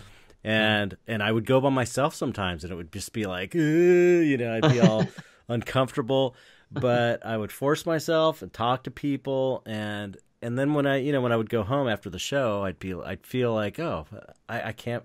Where did that come from? I didn't know I had that in me to do that. Yeah. It's Yeah, weird. right. I mean, it's weird because I have, like I said, I have a big family, and so a few of my brothers are artists as well. Like my oldest Oh, brother, really? he's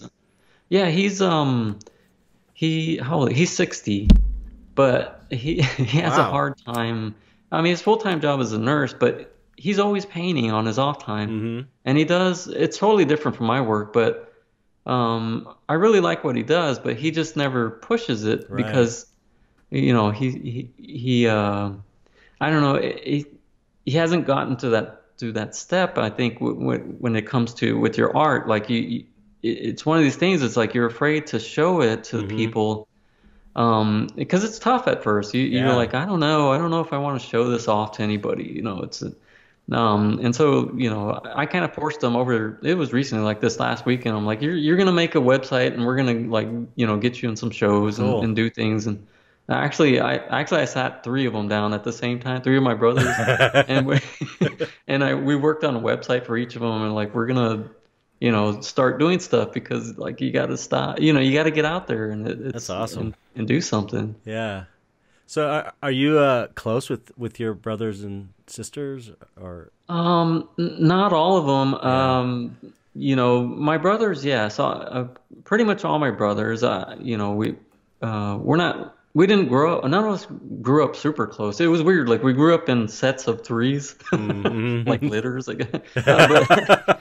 But but yeah. So I was closer to, of course, my little brother, Nathan, and then my older sister. So we were close, but now that we're older, yeah, I'm a lot closer to my brothers and one of my sisters. One of my sisters, two of them I don't hardly ever see. I don't even know the last time I saw them. But Right.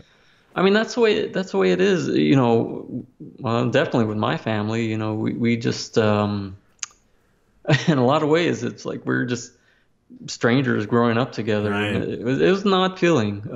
Yeah. Not the best feeling, but it's totally different now. As a grown up, I'm able to connect with them better now, and Right. do more with them. Right. And right now, I'm trying to, like I said, help them in terms of like because they're all creative in a way. Like I have also one of my brother or two of them are musicians. They play guitar really well. Oh wow. They've been in bands, all sorts of bands. They just never really. They actually could have probably done it for a living. They just didn't. I don't know. It just didn't happen, and I kind of wished it would have because Right. they're really talented, or still are. They still play, but Right. it's just always with like gigs here in town Right. or things like that. Is there someone you can look in your family lineage that was artistic down the line, or Oh. did you have like a grandparents or great grandparents or someone that where do you think the art gene came from? Because it sounds like a lot of you got it. Yeah, yeah. So I definitely got it, like my mother's side. Yeah, It's I was like gonna say my mom's side. It, yeah. it seems like it came from my mom's side. My mom did always want to. She said she always wanted to be, or at least I remember her saying she wanted to be an interior decorator. Hmm. That was like a long time ago, back in the 70s, 80s. Like it seemed like that was her dream. She never really drew or anything like that, but I just have a feeling that it was her side of the family that it came from. Right.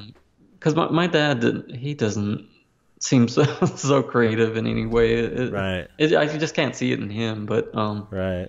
maybe my mom. So, but I can't say for certain. I mean, I've always looked up to my brothers since they were always older than me. They were like maybe two of them at least were making art while I was growing up, and Oh, so I okay. kind of saw that, and it totally affected me. Right. Because I grew up with watching them. So I would say them, but as far as like any lineage, beyond my parents, I don't know. I've never really, for a while I sat down and tried to do a family tree and do like the ancestry thing Mm-hmm. online. Mm-hmm. But man, that was taking like hours and hours away. So it's like Right. I kind of had to stop.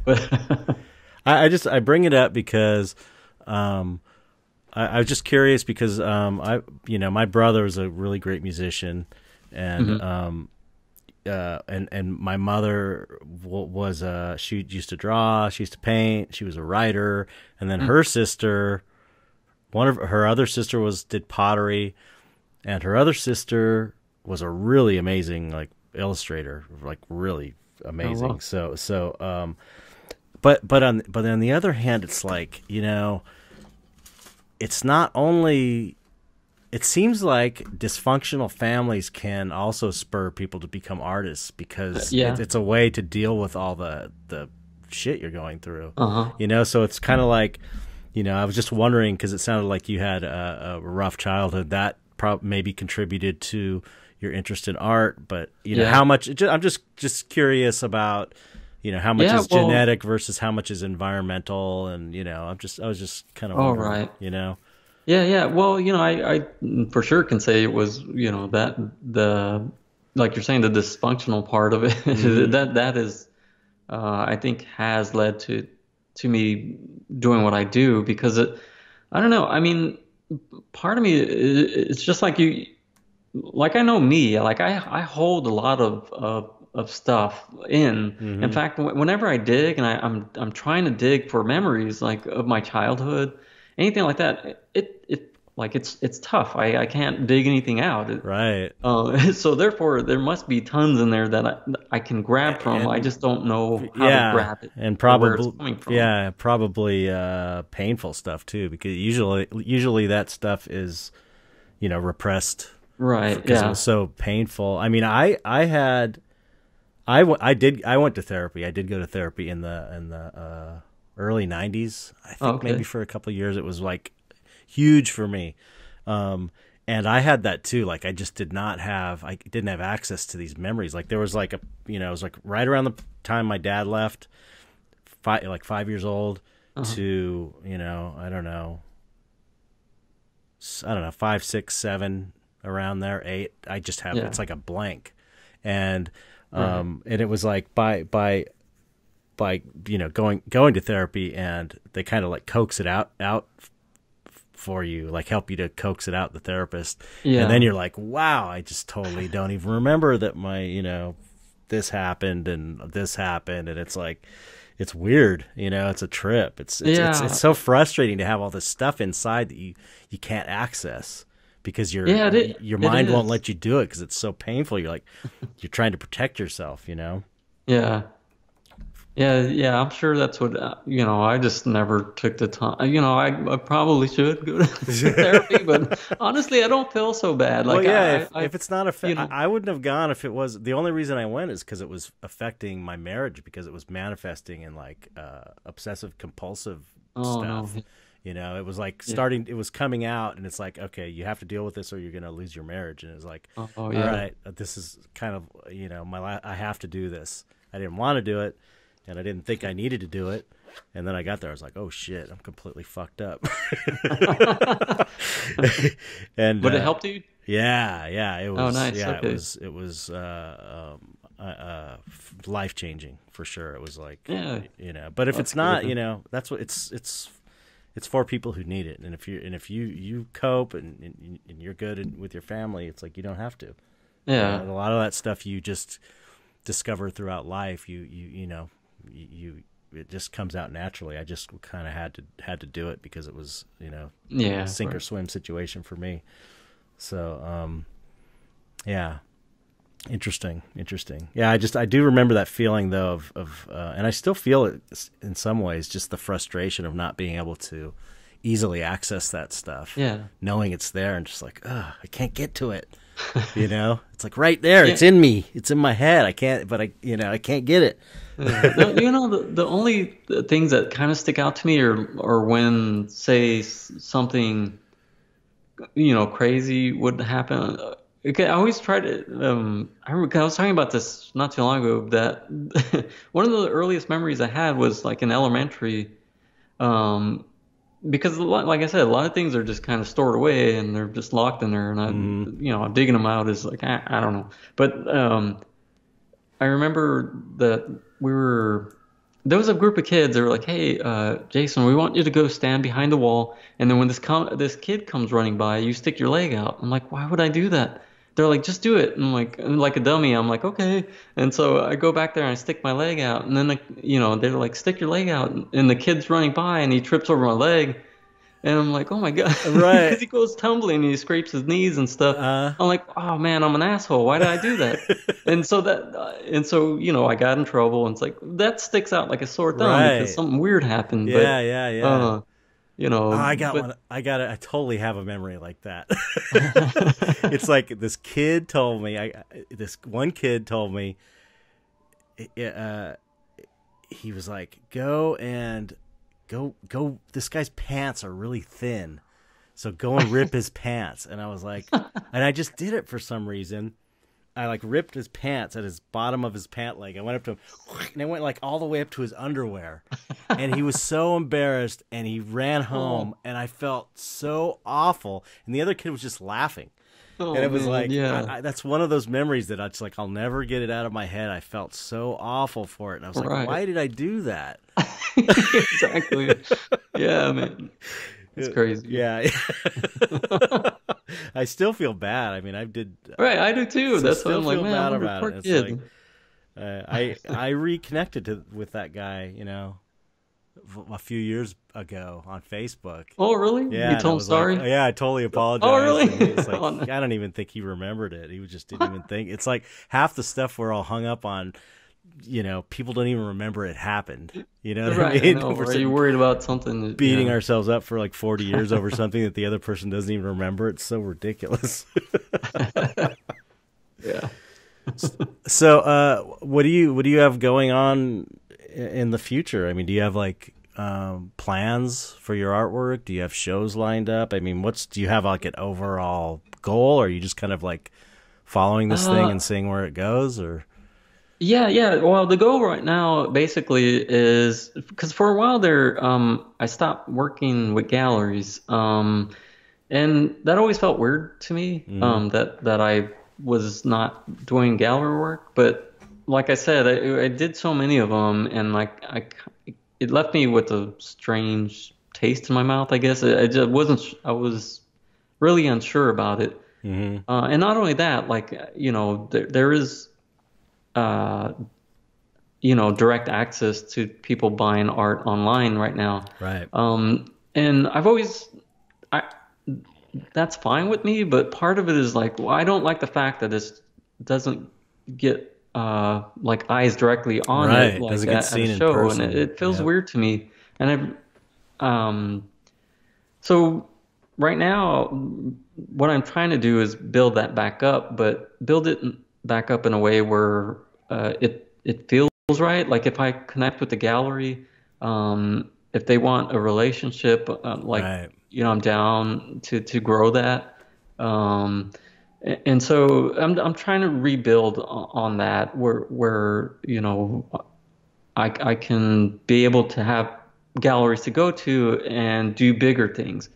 Because it doesn't make sense to, like right now, if I do a giant painting right now and it just seems weird. Like if I have no reason for it, it Right. just seems strange to do that. So I want to have that access to galleries to be able to do bigger things like Mm-hmm. bigger shows, and so that's kind of my direction right now. And I do have I am setting up another show over at Copro, um, Oh, excellent. at maybe mid 2020, somewhere around there. Like I'm not sure the date yet, but I have plans to do more there. Yeah, I think they're kind of Um, perfect for what you're doing, oh, thanks. I mean, I'm glad it and they're kind of fit cool. there. I mean, They're it's super. They're trustworthy. They're not. They're not oh gonna yeah, yeah. No, I dick you get that around or from. anything.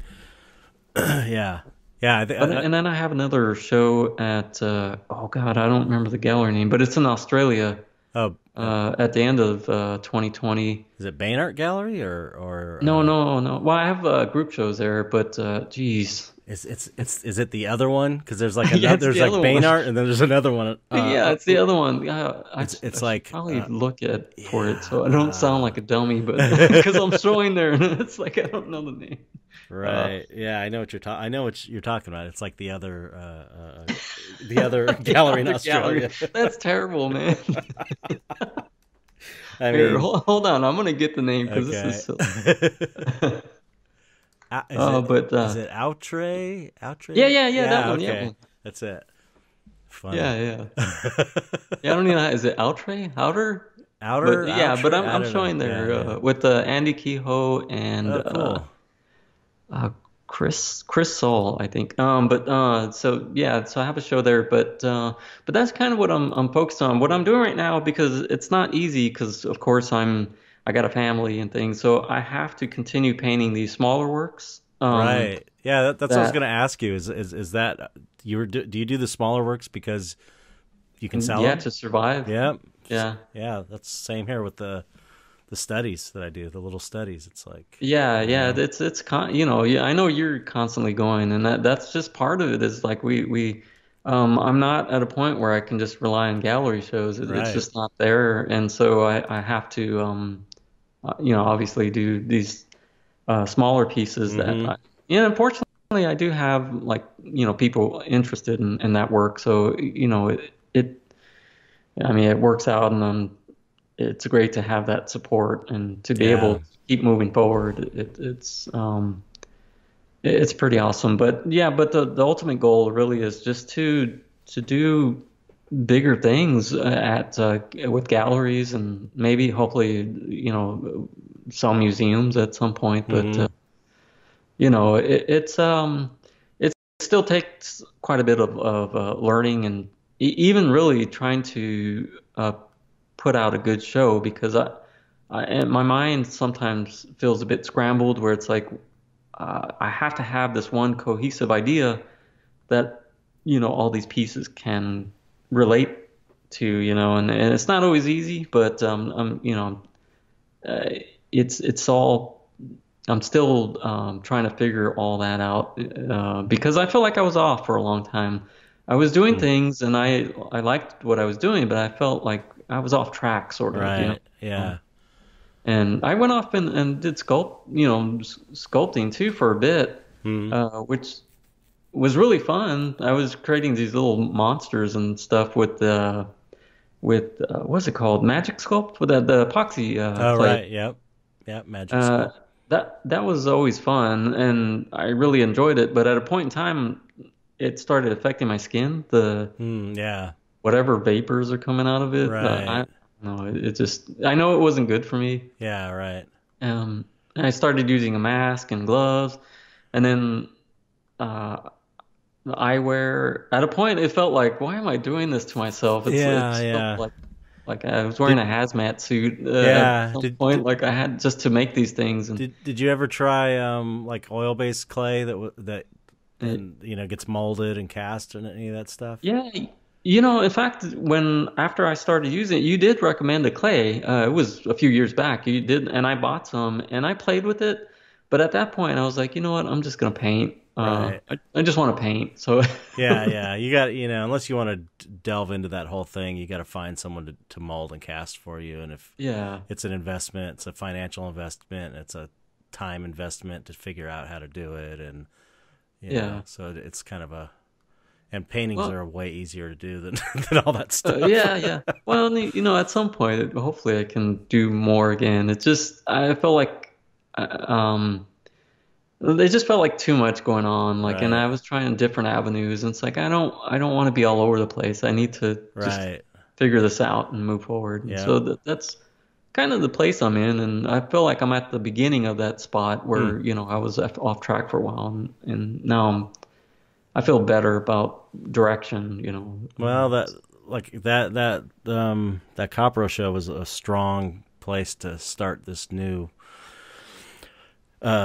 chapter in your life, I guess. I mean, that was like amazing. Oh, cool. Thank you. I wanted to ask you, how do you do with your merch and your prints, and is that helping out? Is that like a chunk of income for you? Because I see you got pins and T-shirts and stuff, and Yeah. That the prints they do okay. They could do better, but mm, I don't know. It's more recently I think more people are getting prints, but like pins, totally those do well.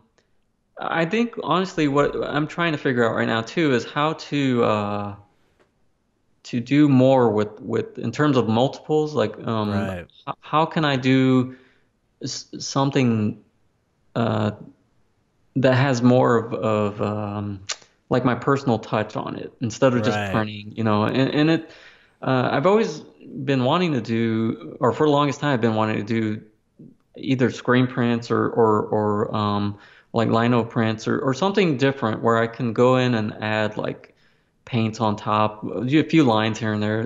right. Well, yeah, Just something different, but you might want to. Have you ever done a hand embellished canvas giclées?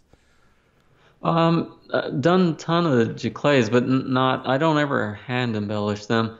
Because the canvas giclées are great for hand embellishing on top of. Oh right, yeah. It's really it's something that I've done a couple times and Mhm. really fun, and because you can change things and add things. It's really Yeah. really cool. But it's one of those things that it's like every other thing I want to do. It's just another more time and Yeah, well, for me, it'd be like, because I don't do screen printing. I've done some in the past, but not a whole lot. mm, Also, like block printing, I don't do any of right, that. So it's all kind of new. And so, but that's the thing. I think it's like I'm down for learning those things or trying something new to make something a little different than what I've been doing. mm-hmm, And I've just been thinking more that direction is trying to make more of these personal type things, I guess. right, yeah. I know that the hand painting stuff. Also, when I'm doing the little figures, even if they're multiple casts, Uh-huh. hand painting them is kind of a cool way to add the personal touch. Oh, what are the wooden figures? Oh no, they're like the resin. The resin ones. Oh yeah, I'll yeah. do Those. sculpt it, mold it, and then just any kind of little hand painting is kind of like almost like a hand embellished clay. A little Yeah, bit, yeah. That's kind of Yeah, even the frames you're doing are pretty cool too. I've seen thanks. those. Yeah, those are Yeah. fun. Yeah, it's all molds and stuff though. It's kind of I got Lee Shamel who does all my molding for me, so it's like I don't have to deal with any of that anymore. Because it's kind of fun when you have the time to do it right and you know what you're doing. But I molded, I did like I know how to do it right. I just don't have the time to do it right. Yeah. And I did a quickie mold of this one little it was like a half scale head. I never released it. I sold I sold one painted one, and I'm doing another one right now. But it's like I'm not going to do any more of that because the mold is so hard to work with Oh, that man. I'm just like if it was a nice mold that Lee had done, it would be like, oh, this is I'll do Yeah. it like an edition of 10 or something. But I'm not going to do it because it's like it's just such a hacky mold and it's hard to deal with, pain in the ass. Yeah. You know? Yeah, I didn't get too far with that stuff. I mean, I had someone making molds for me, but Oh, that's cool. I just did not like doing the casting. I just didn't enjoy it. All Yeah. that part was like, I don't want to do any of this. Right. I've been doing once I start doing glow in the dark though, it got really fun again. I'm mixing glow in the dark colors. I love glow in the dark stuff. Oh yeah. You know, you just mix the powder in, and so that makes it kind of fun. I've never tried that. Swirling different colors together, doing layers of colors. It's pretty fun. Yeah. I always wanted to do one where it's like, because some of the older paintings I have, there were, say like a skeleton or the head was stuck in this like marble, like a clear marble shape. Mm-hmm. So I wanted to try like a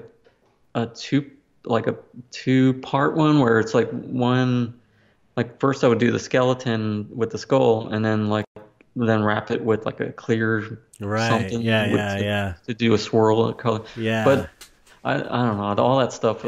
I'm way out of my league on that stuff. It's a lot of work, man. Because it's like you get the skull, and then you get a good skull cast, and then you put it in, and then you do the clear layer, and then there's a bubble in there, and it's just like fucks the whole thing up or something. It's really hard to do stuff like that. Oh yeah, right. Because the bubbles would come off the things can go wrong, and then it's like all the other time you put into it is kind of ruined. But it's cool. It's fun to do.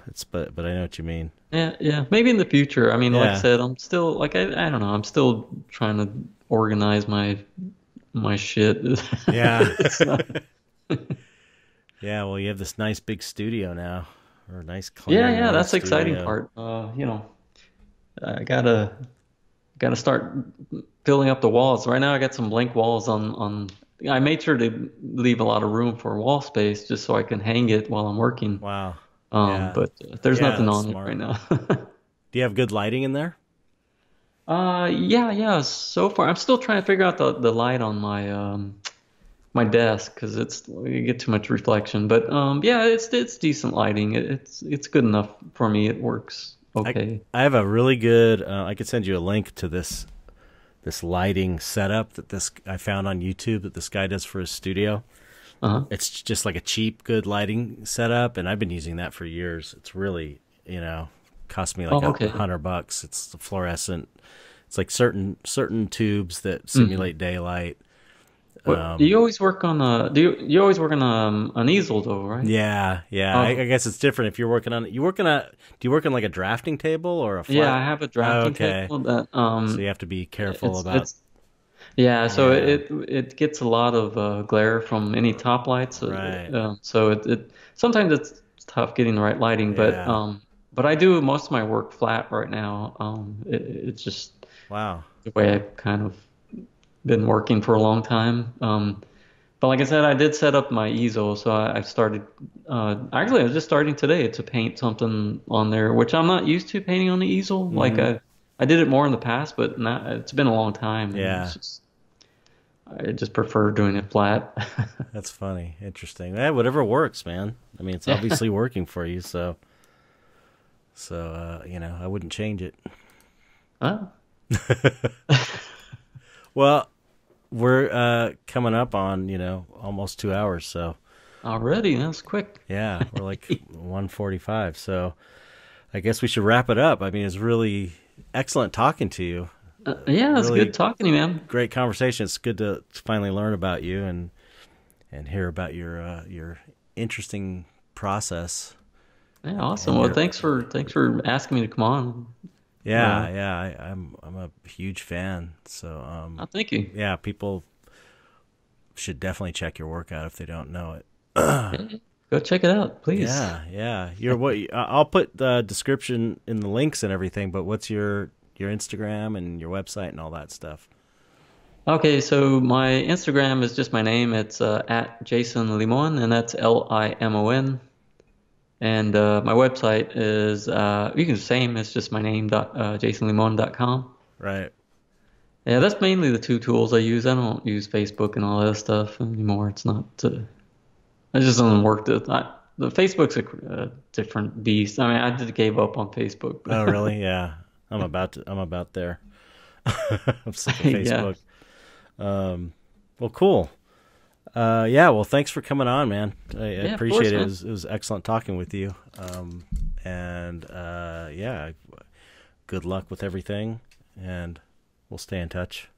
All right, man. Sounds good. Thanks. Thank you, everybody, for listening and supporting the podcast. And if you want to support financially, you can go to the Patreon, which is patreon.com/darkartsociety, and you can join for $1 a month and get access to the website, new website we have, and the Facebook group, and blah blah blah blah blah blah, all the stuff I usually say. So, but thank you for listening. If you please share and like and subscribe, and all the anything you can do to promote it. This website has completely been word of mouth. We haven't paid for any advertising or anything. So I think it's the only one of its kind, maybe, that focuses on interviewing dark artists. I don't think there's another one, so we at least have the market cornered in that way. So yeah, anyway, spread the word, please, and thanks again, Jason, for coming on. Appreciate you taking the time. Thanks for having me on. It was good talking to you. Good talking to you too. Say goodbye to the audience. Say goodbye, everybody. Bye.